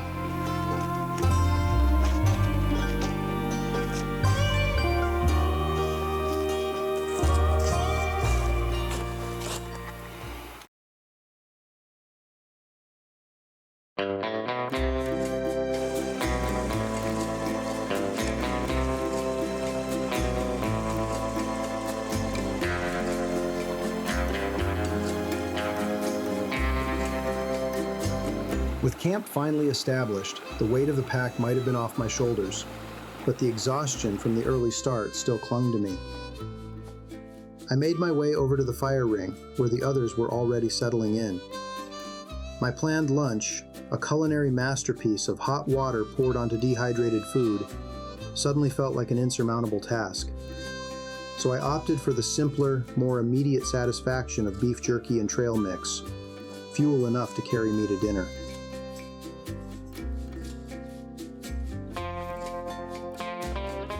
For hours, we simply were. Conversing, sharing snacks, swapping stories, punctuating sentences with genuine laughs and easy smiles. It was a beautiful symphony of outdoor camaraderie. Meanwhile, Adam, known from his channel for pushing limits with running challenges, lived up to his reputation. While the rest of us recovered from the hike in, he pushed himself, running the entire Minister Creek loop. As for me, with only about 3 hours of sleep under my belt, a quick nap seemed like the most logical form of recovery.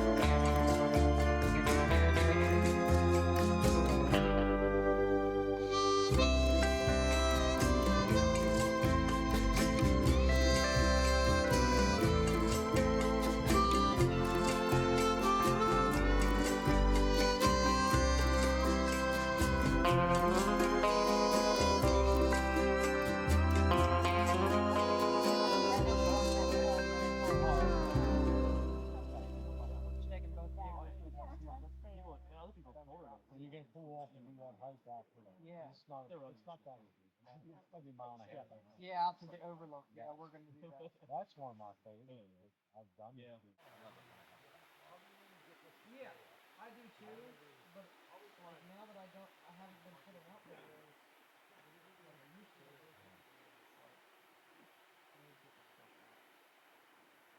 But I gotta get moved in my house. So I feel good about it.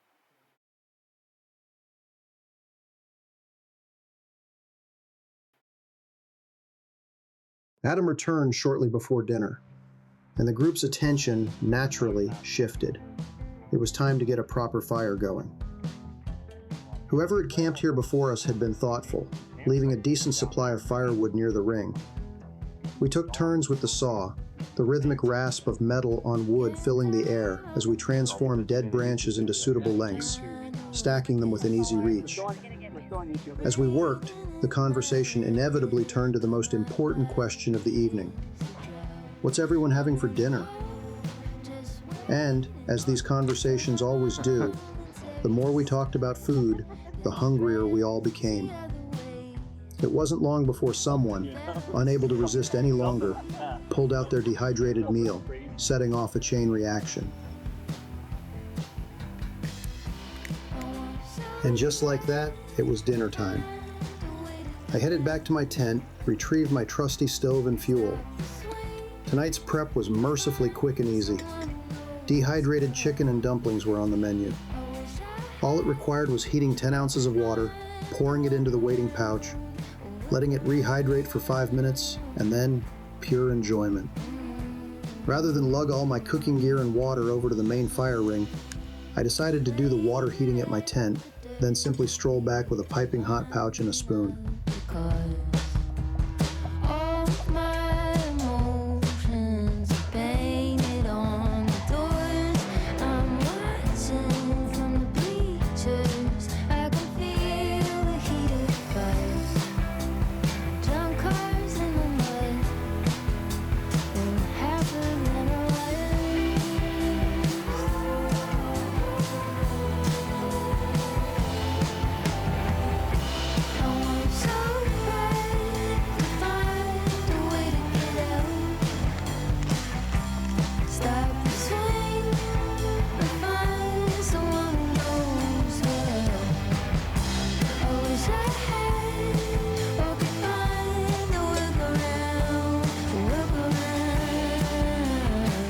settled back into the circle, enjoying my meal with everyone. I've tried a few of these backpacking meals over the years, and I have to say, for dinner, the chicken and dumplings remains my undisputed favorite.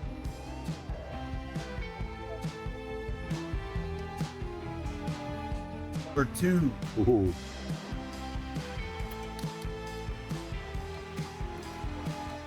Okay, here we have Jeremy 78. After dinner, the conversation transitioned seamlessly into a game, cleverly orchestrated by Day Hike Dave. We each pulled a number which corresponded to a question we had to answer. Number 2. 2 rounds of hilarious revelations and shared laughter ensued, everyone thoroughly enjoying the lighthearted fun. Hey, could you elaborate on that? I remember coming out of, I think it was a doctor's appointment.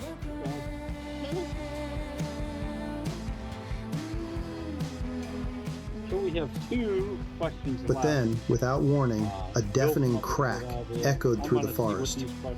One of the large stones of the fire ring exploded, sending fragments and embers flying into the air, showering those sitting nearest. A collective gasp, then a stunned silence. Luckily, miraculously, everyone was unharmed, We all survived. but a profound state of shock engulfed the group. We sat for a few moments processing what had just happened, before eventually, slowly, the nervous energy subsided, and the night, incredibly, continued.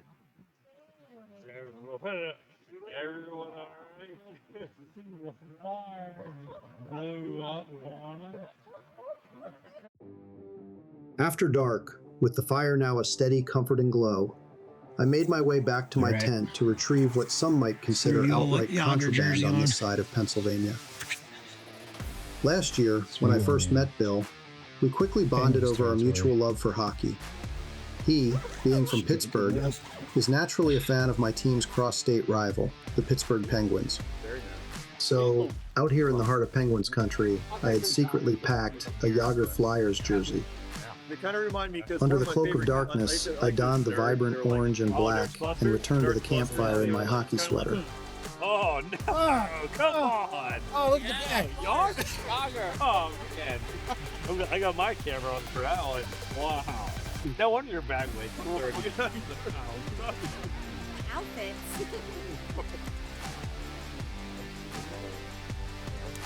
Clean this out. What you were talking about. I gotta get a picture of it.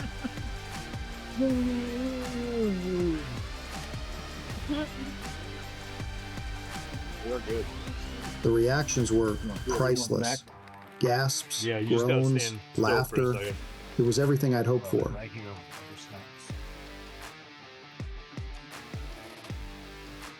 That's funny. But tonight, there was no bitter rivalry, just friendly banter, shared laughs, and hope for our respective teams during the upcoming season. In good spirits, our chatter continued around the fire into the late hours of the evening.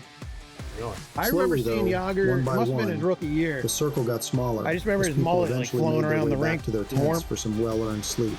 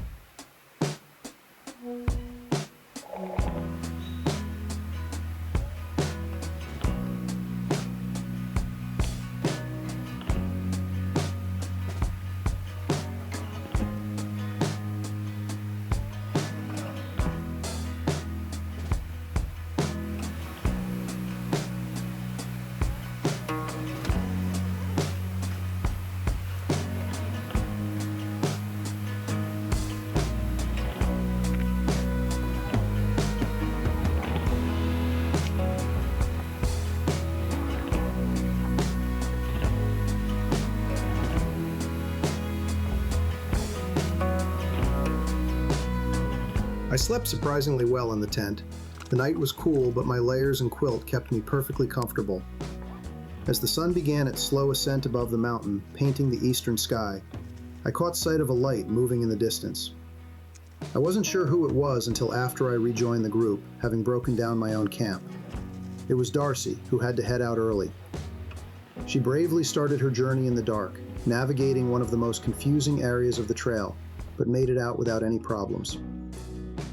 With Darcy on her way and Adam having departed the evening before, our group was now down to 9 to finish the loop and make our way back to the parking lot.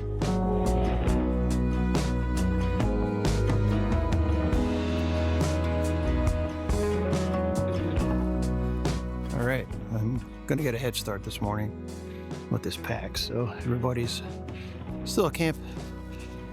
Will probably catch up with me somewhere along the trail, so I think Day Hike Dave's heading out this time too, so we're gonna continue on the loop and then go south on the loop and then meet back up at the parking lot. So all right, well, wish me luck.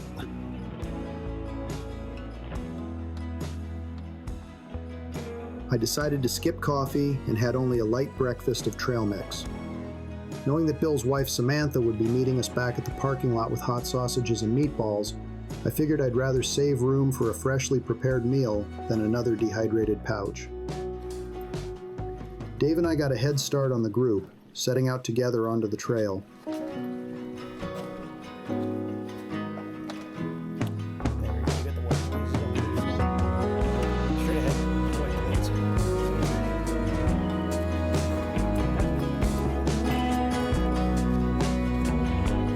It wasn't long, though, before the rest of the crew caught up as we navigated the final leg of the loop. Over blown-down logs, through creek crossings, up and down inclines, along winding paths, and around more colossal boulders.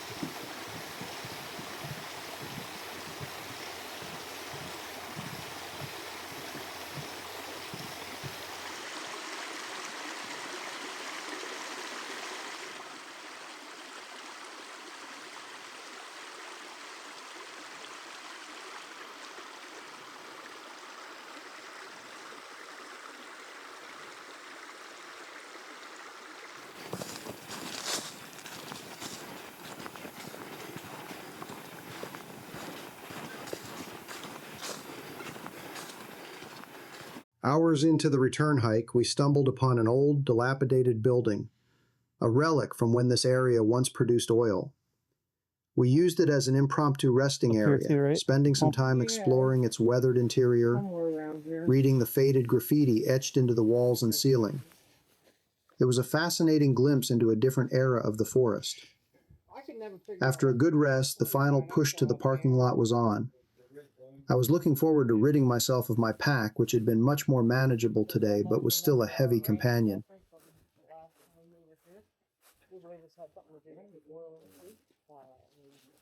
The footage I got was that.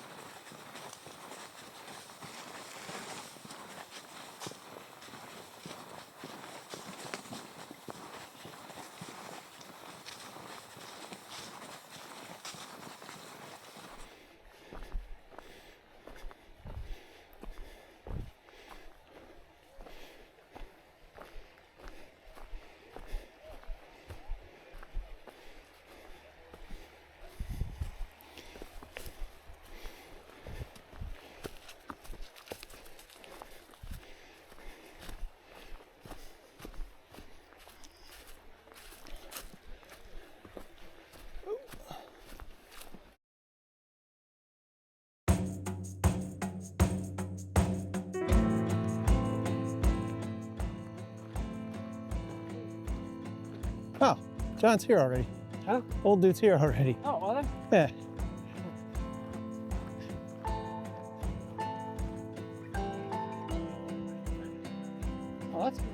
gotta.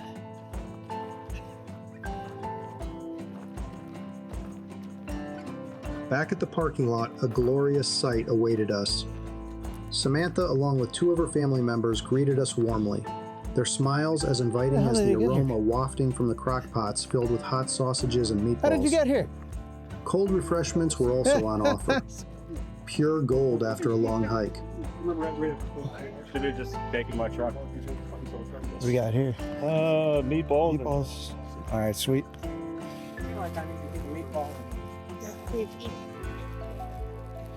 Oh, you roll. What do you guys call hoagies out this way? Subs. Subs?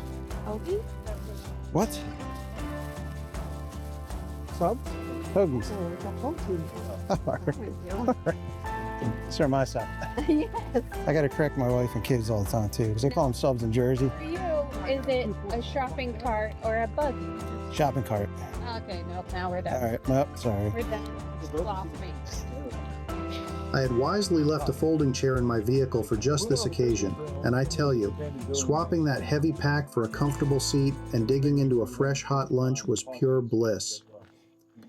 After we'd all had our fill, we said our goodbyes, each member setting off in a different direction, carrying shared memories and new friendships. I truly cherished my time with both familiar faces and the chance to meet some new ones. My sincere thanks to Bill at Maxim Outdoors for the invite. I'm already looking forward to meeting up with the group again. Late October is the best time to be in Pennsylvania, and this solo skoolie trip to Hickory Run did not disappoint. The fall colors were at their absolute peak. I visited Hawk Falls and the Boulder Field and hiked the Shades of Death Trail, which is much more beautiful than the name suggests. I even got to catch up with Bill from Maxim Outdoors for a great dinner. This was easily one of the most scenic trips of the whole year. Northeastern Pennsylvania, the Poconos. This place has been a backdrop to so many chapters of my life. Familial memories, countless hikes, hunting trips, the comforting rhythm of fall arriving year after year. Every turn feels familiar, a whisper of a past self on these winding roads.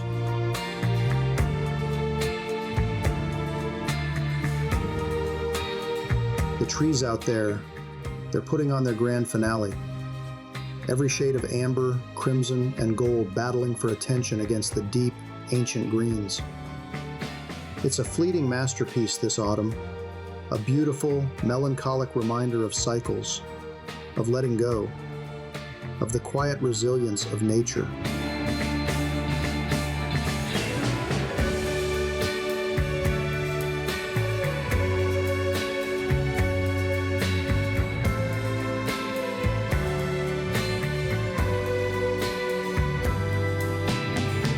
With the skoolie, I'm swapping the familiar comfort of home for the crackle of a campfire under these Pocono stars. There's a freedom in that, a simplicity.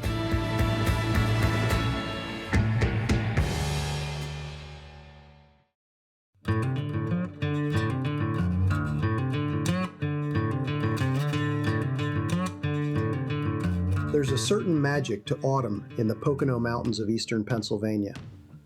The air gets crisp, the leaves ignite in a fiery palette of reds, oranges, and yellows, and the call of the wild becomes impossible to ignore.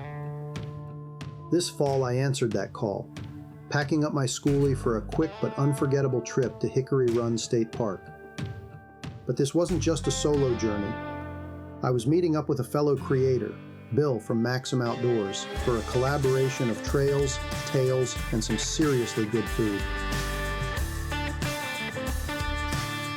The 3-hour drive from my place is always a scenic one, but this time it felt different. For the past few months, my trusty adventure bus had been plagued with electrical issues. After replacing batteries, the alternator, and upgrading every ground wire I could find, the problem persisted. A frustrating voltage drop every time I tried to start it. Just when I was about to give up, I noticed a tiny wisp of smoke from the engine bay. The culprit? A failed positive junction terminal. With a new one installed, the skoolie roared to life like it was brand new. So, As I watched the landscape transform from hints of color to a full-blown autumn masterpiece, I couldn't help but feel a sense of relief and excitement for the adventure ahead. My plan was to hit a few points of interest before meeting Bill, and as I approached the visitor center, I saw my chance. The parking lot for Hawk Falls, usually packed with visitors, was almost empty. Last year, in a classic rookie mistake, I hiked halfway down the trail only to realize I'd forgotten my camera battery. Not this time. With my camera bag filled with vintage lenses, I was determined to capture the beauty of one of my favorite waterfalls in the Poconos.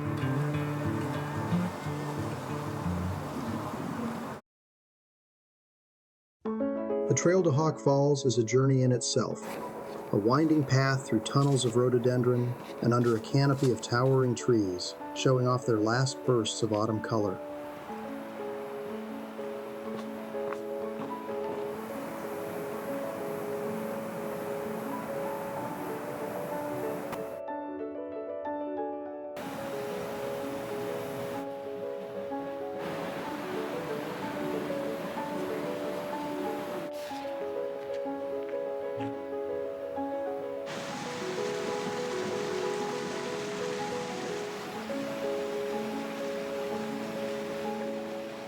A wooden bridge carries you over a soothing brook, and then you see it, the juxtaposition of worlds.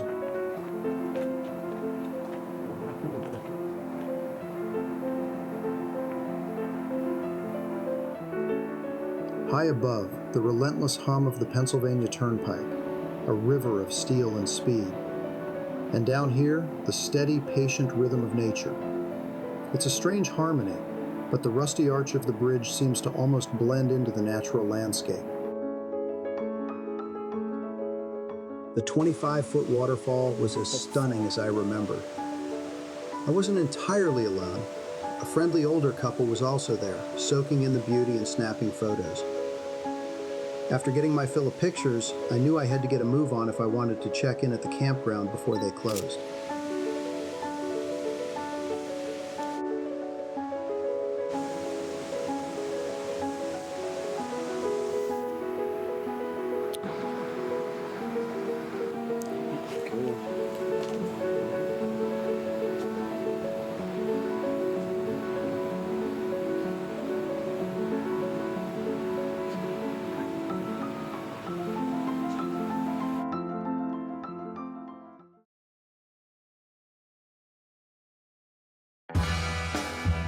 The drive to the visitor center was a blur of fiery foliage. I was so captivated by the colors that I almost missed the turn. Just as I was about to turn, a red truck coming from the opposite direction honked. It was Bill. Perfect timing. He had just finished a hike and was heading to his cabin. I pulled in a few minutes past 4 p.m., assuming they'd be open until 5. Wrong. I missed check-in by 10 minutes. Bill was staying in a cozy cabin, and my campsite was just a short walk away, nestled under some trees and overlooking a field ablaze with fall colors. With the skoolie leveled, my next mission was dinner. I had promised Bill a home-cooked meal, and tonight's menu was a personal favorite. Dijon chicken, a recipe I learned from the French Cooking Academy YouTube channel.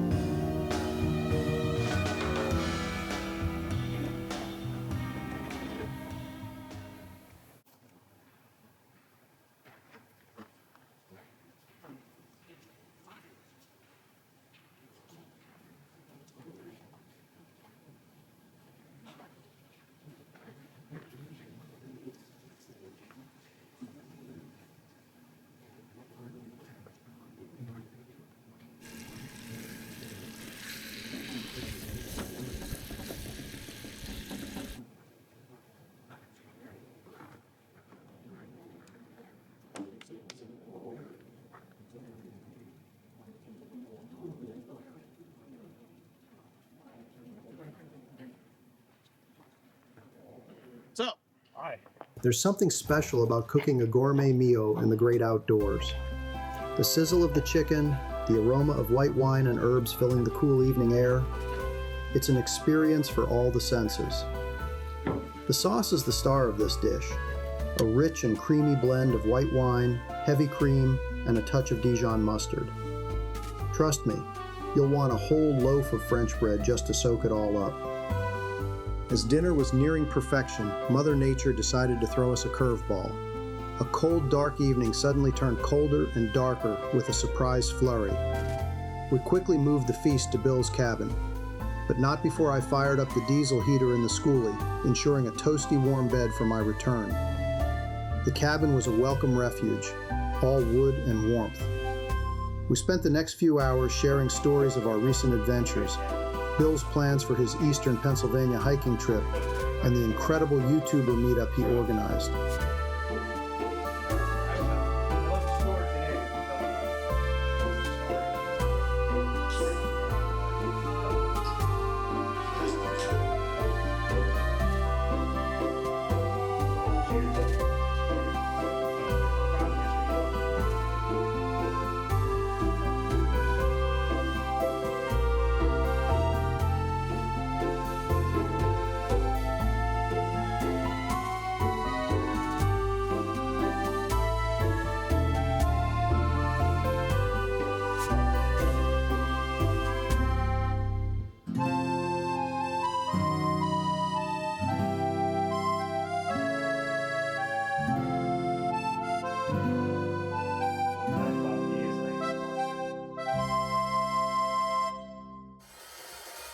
The next morning was quiet and crisp. The smell of distant campfires mingled with the earthy scent of autumn leaves.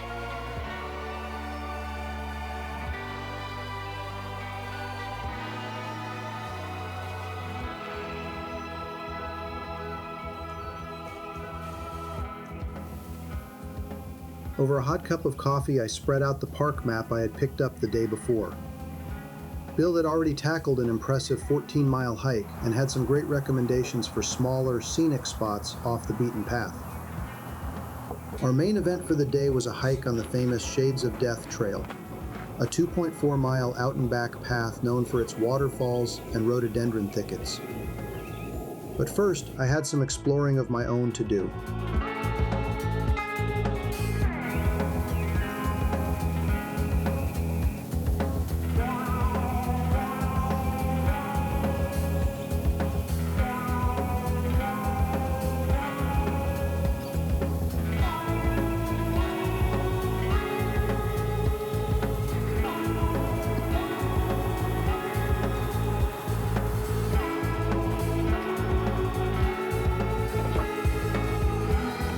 Before I break camp, I wanted to check on the repair I made to the bus. Yep, everything looks good. No further issues.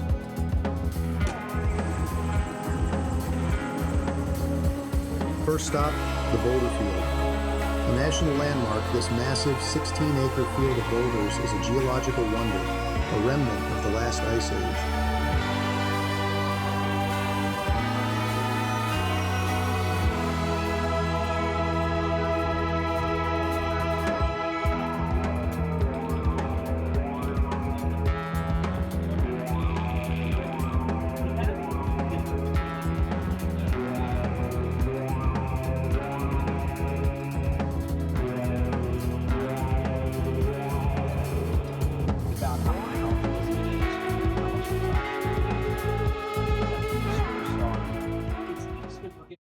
Now, I've seen my fair share of boulder fields, including ringing rocks, back in my native Bucks County, but the scale of this place is something else entirely. Stretching across roughly 16 acres, what's truly mind-boggling is that this field was formed over 20,000 years ago during the last ice age. The drive-in was a gentle transition from pavement to a well-maintained gravel road, and even with a few small potholes, the skoolie handled it like a champ. Even on a weekday, there were a handful of other visitors, all of us sharing in the quiet awe of this unique landscape.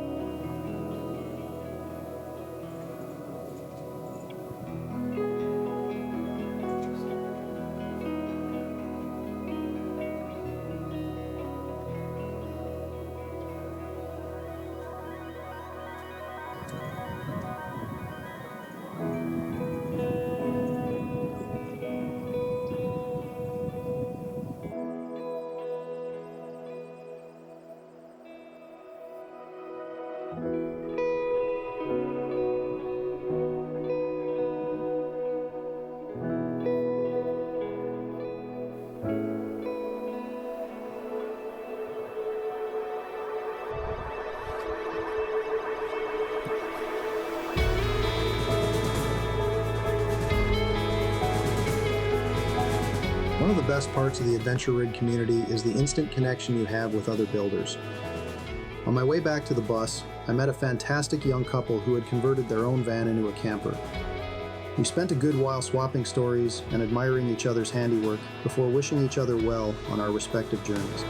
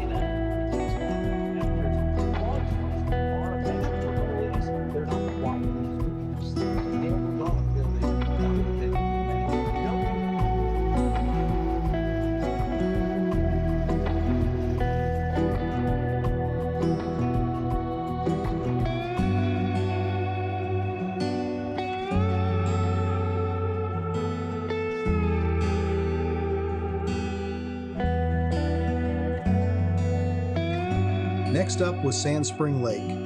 In the summer, this place is a hub of activity, with a sandy beach and designated swimming area, but in the quiet chill of late October, it was a picture of tranquility.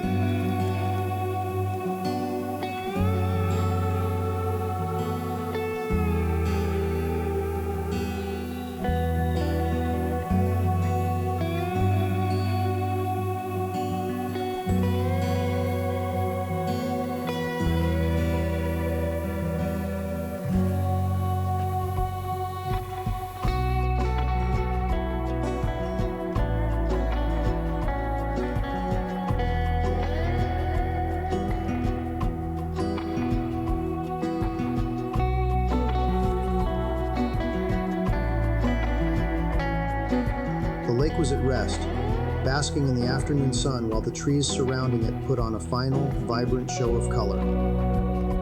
It was the perfect spot to reheat last night's Dijon chicken and enjoy a peaceful lunch.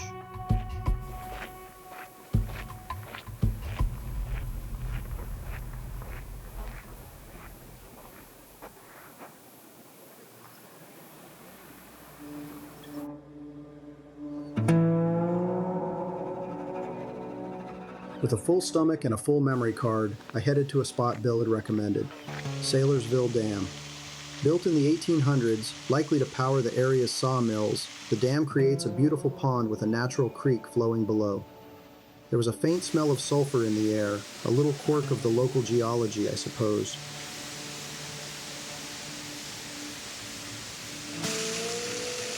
The summer's drought was still evident in the water levels, much like at Hawk Falls, but the setting was no less beautiful. It was here that I got a text from Bill.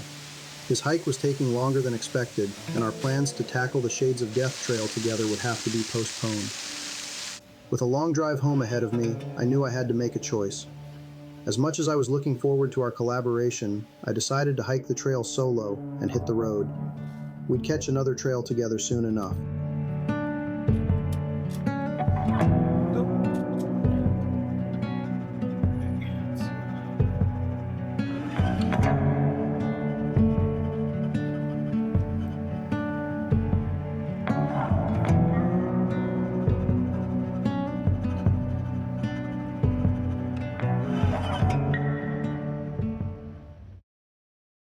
And so, my journey came full circle. We're back at the Visitor Center. The trailhead for the Shades of Death Trail is just behind it. Despite its intimidating name, this is one of the most beautiful and popular trails in Hickory Run. And even for a mid-afternoon on a weekday, it was surprisingly busy. All right, so we just got back to the Visitor Center. Unfortunately, Bill got tied up at another hike a few towns over. So by the time he gets back over here, the timing just wasn't going to work out because I gotta head back home shortly. So I'm at the entrance of the Shades of Death Trail. I'm just going to do that solo today. The trail itself is a stunning walk through nature's art gallery. It follows Sand Spring Run, passing by several small waterfalls, interesting rock formations, and a network of exposed tree roots that look like ancient, gnarled fingers. The path leads to a fishing pond and culminates at the picturesque Stamets Dam, a man-made waterfall that dates back to the area's logging days in the early 1800s.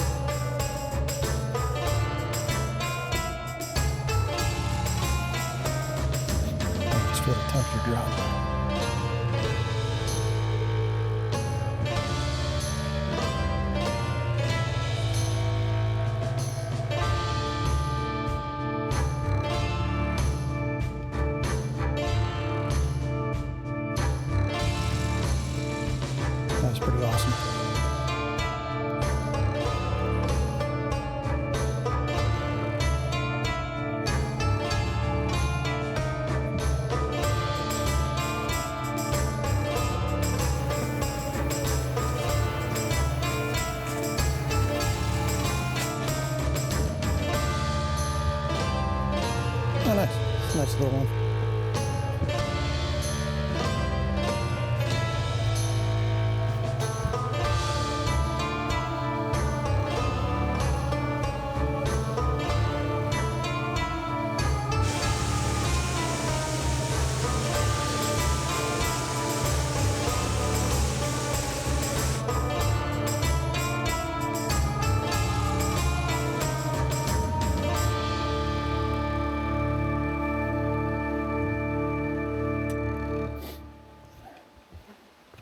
Dude, there's so many tissues on this trail. This is like the 4th one I passed. Somebody must have the sniffles.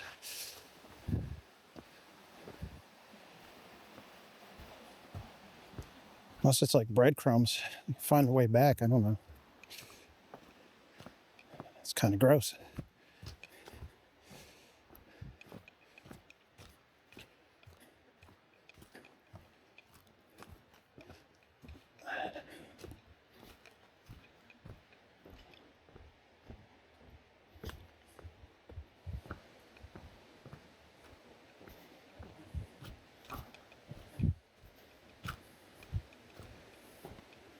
Oh, this is cool.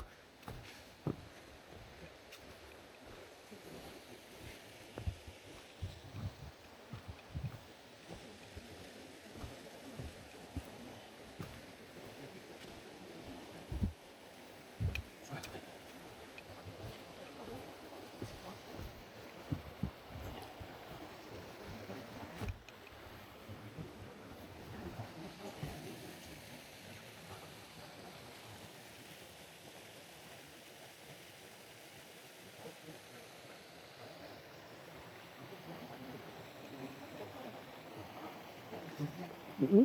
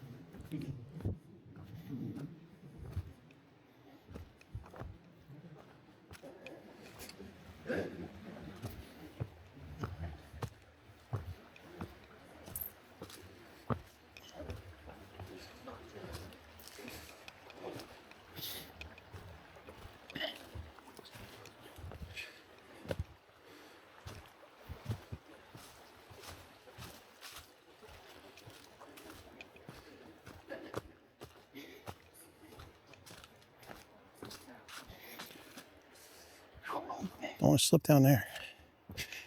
It's like straight down, about 15 feet.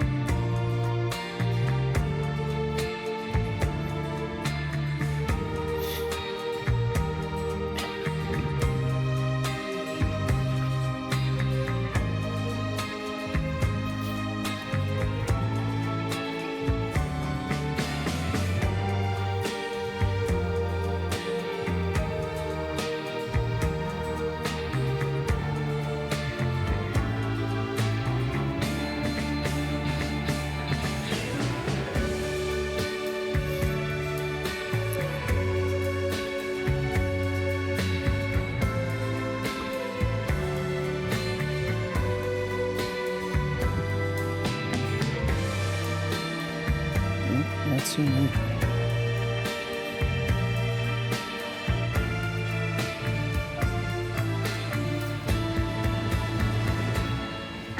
Oh, that's the main waterfall. We're here already.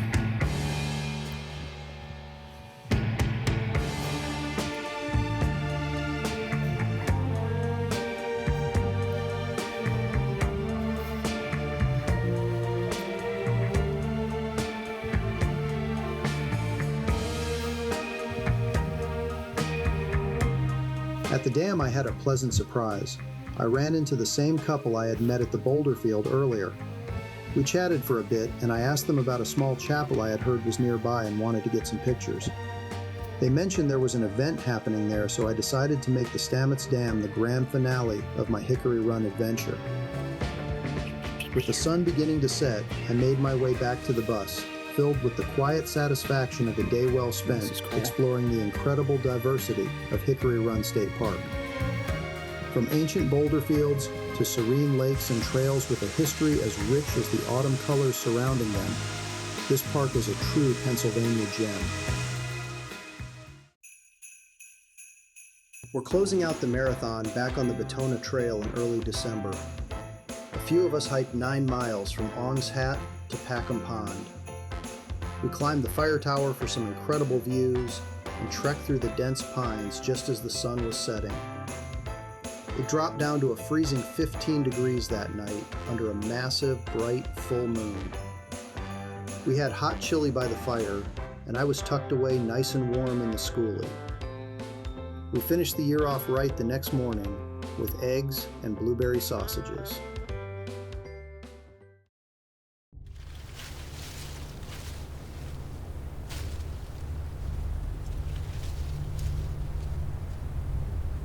South on the Batona. The sky was heavy, the pines silent.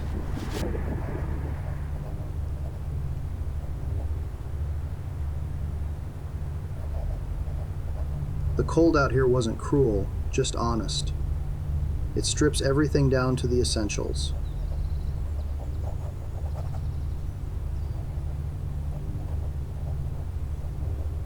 And by the time the moon broke through, we were left with just 2 worlds. The frozen blue above, and the warm orange below. They call it the Pine Barrens for a reason. It's vast, it's sandy, and in December, it is unforgiving. We are looking at a high of 40 degrees today and a bone-chilling drop to 15 degrees tonight. But I'm not tackling the cold alone. Joining me are fellow YouTubers Jason from the Too Much Gear Guy channel. He's fresh off hiking Mount Kilimanjaro and completing the Coal Cracker Bushcraft School. Also joining me are Ron from Travels and Trails with Ron and his wife, Ruth. Ron is a world traveler who hunts altitude. He summited the 2 tallest peaks in the lower 48, Whitney and Elbert. But today, the challenge isn't altitude. It's the cold and a 9-mile stretch of the historic Batona Trail. The goal? Make it from Ong's Hat to Packham Pond before the sun sets at 4:30 p.m. If we miss that window, we're navigating the freezing dark.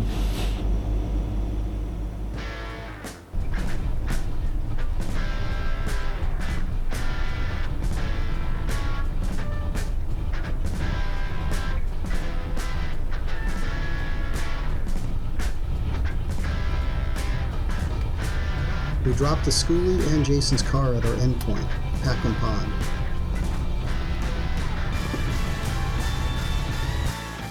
Ron drove us to the start, navigating his car through crater-sized puddles on washed-out roads. It felt more like a rallycross than a shuttle ride, but a few miles and 1 roundabout later, we hit the northern terminus, Ong's Hat. We signed the register and stepped into the pines. The full Batona is 53 miles long, and while I have aspirations to section hike the whole thing, today we just need to keep a good pace. Anybody remember bug spray? Yeah, I totally forgot. I think we'll be all right. Yeah. Yeah, just the ticks.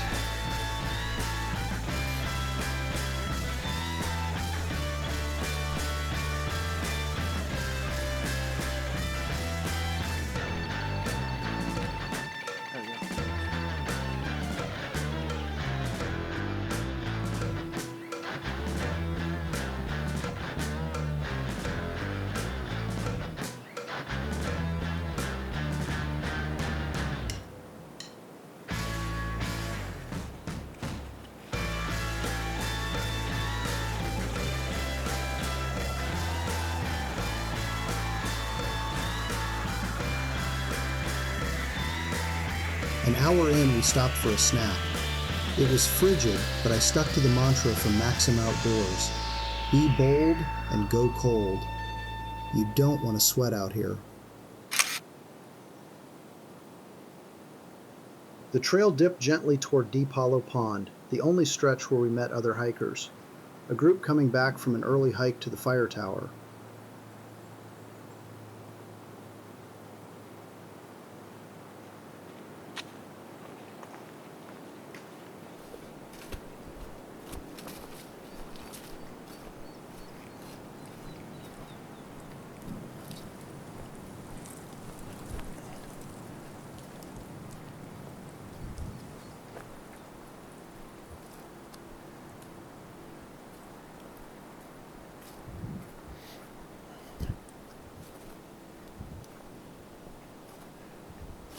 When I did a Hickory run,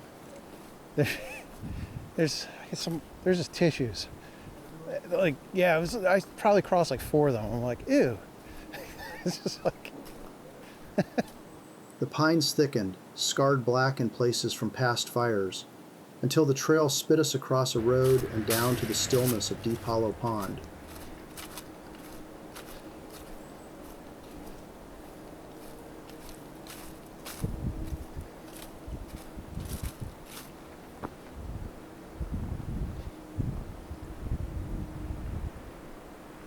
We gotta go up over there.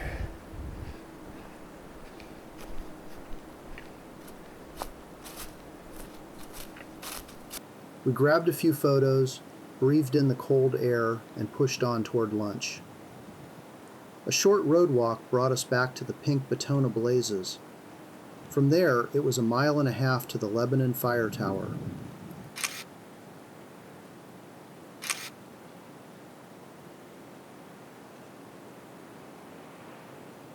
We crossed Route 70, kept our eyes peeled for the red and white steel rising above the trees, and reached the tower around 2 in the afternoon.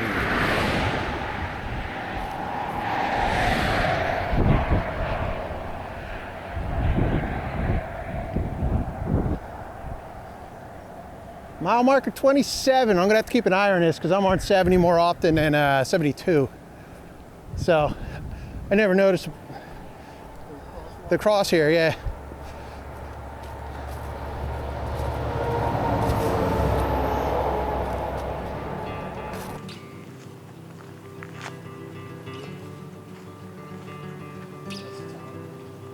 Oh, does it? Okay. Yeah, there's the fancy one.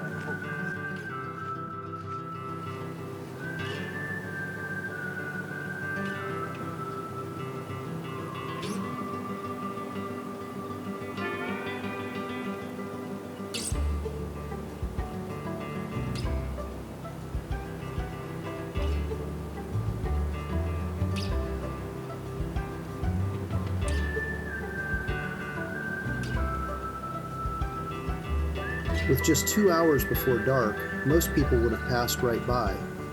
But this is the Pines, and this is one of the last towers you can still climb.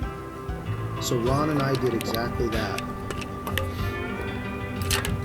All right, I'm climbing.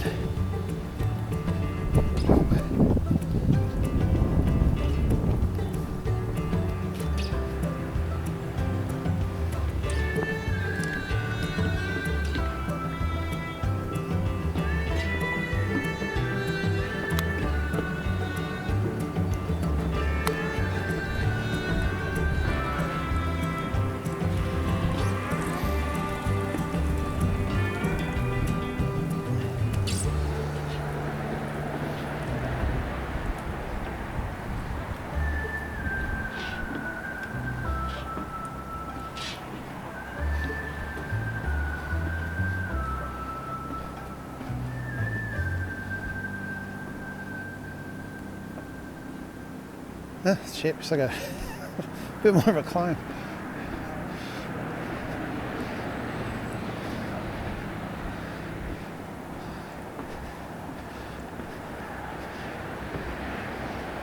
Woo.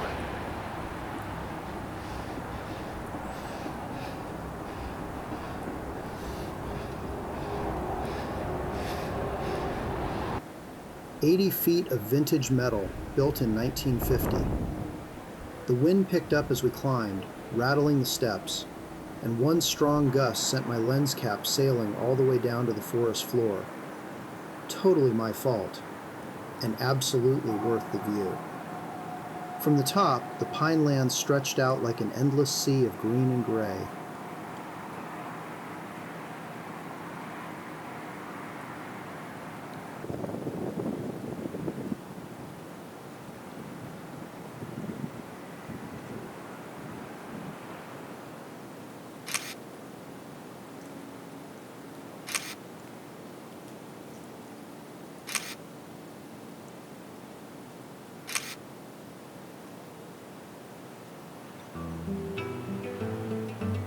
Back on the ground, we sat at a picnic table and dug into a well-earned lunch before pressing into the final stretch.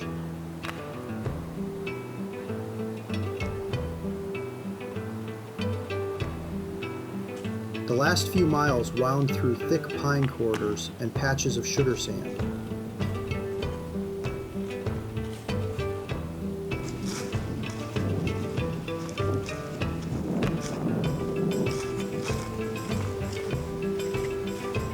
Pace naturally varied between us, so Jason handed Ron a walkie-talkie so we could keep contact while racing the early sunset. If worst came to worst, the first group would reach Packham, grab a vehicle, and meet the second group at a crossroad.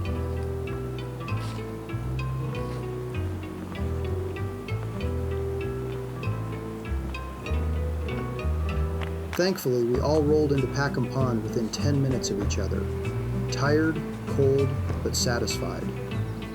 And I have to give a huge shout out to Ruth. This was her first real hike, and she absolutely crushed it. Well done, Ruth. That sign's way off. The one I said 2 miles, it was like not even a half mile, I don't think, yeah. Yeah. Good job. Good job. You did it? Yeah. First one under your belt. Good job. Yeah. No problem.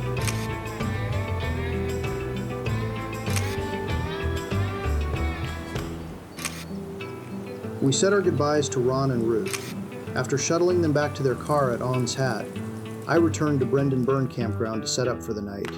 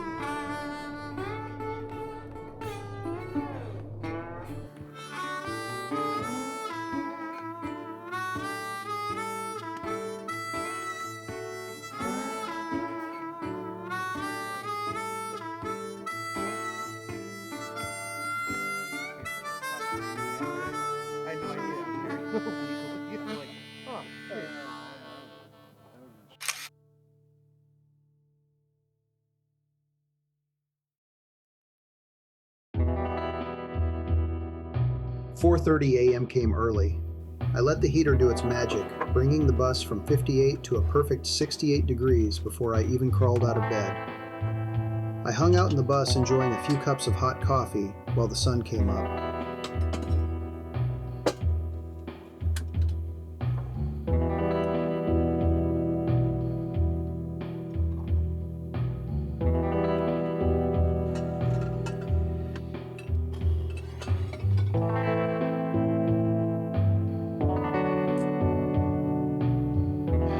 Outside, Jason was already on breakfast duty. Blueberry stuffed sausage and eggs.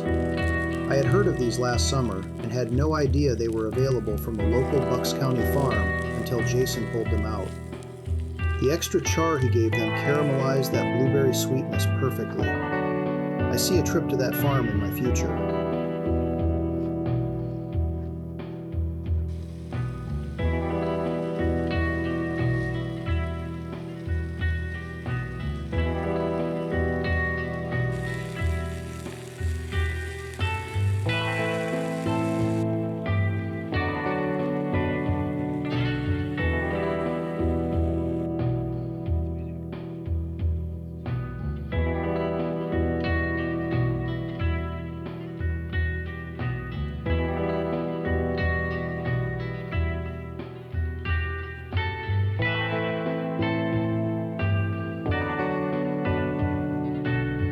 I also got a tour of Jason's hot tent. Sitting next to that wood stove sparked an idea. I'm thinking about getting an annex room for the skoolie's awning and installing a stove jack. Imagine a heated outdoor living room attached to the bus. Let me know in the comments if that's a project you want to see.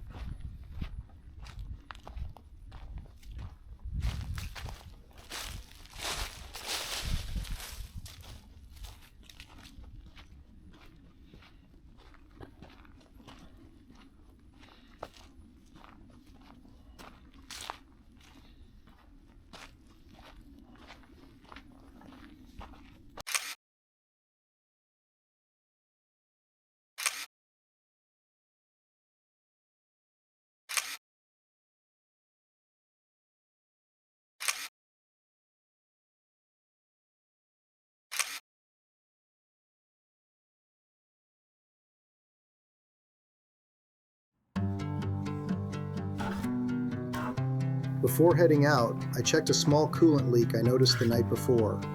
Turned out to be a heater hose, not the new water pump. No danger getting home. I topped off the tank, shut the heat valves, and after a final goodbye to Jason, hit the road.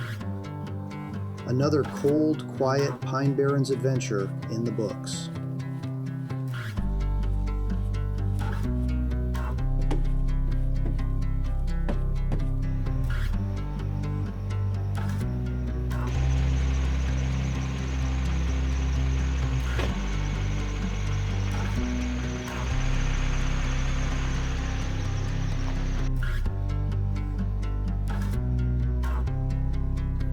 Thanks for sticking with me all the way to the end. I appreciate you spending part of your day out here in the pines with us. If you enjoyed the journey, I hope you'll join me again on the next one. Until then, stay warm, stay curious, and I'll see you on the trail.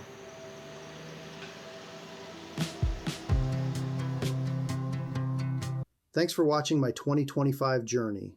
I'll see you on the trail in 2026.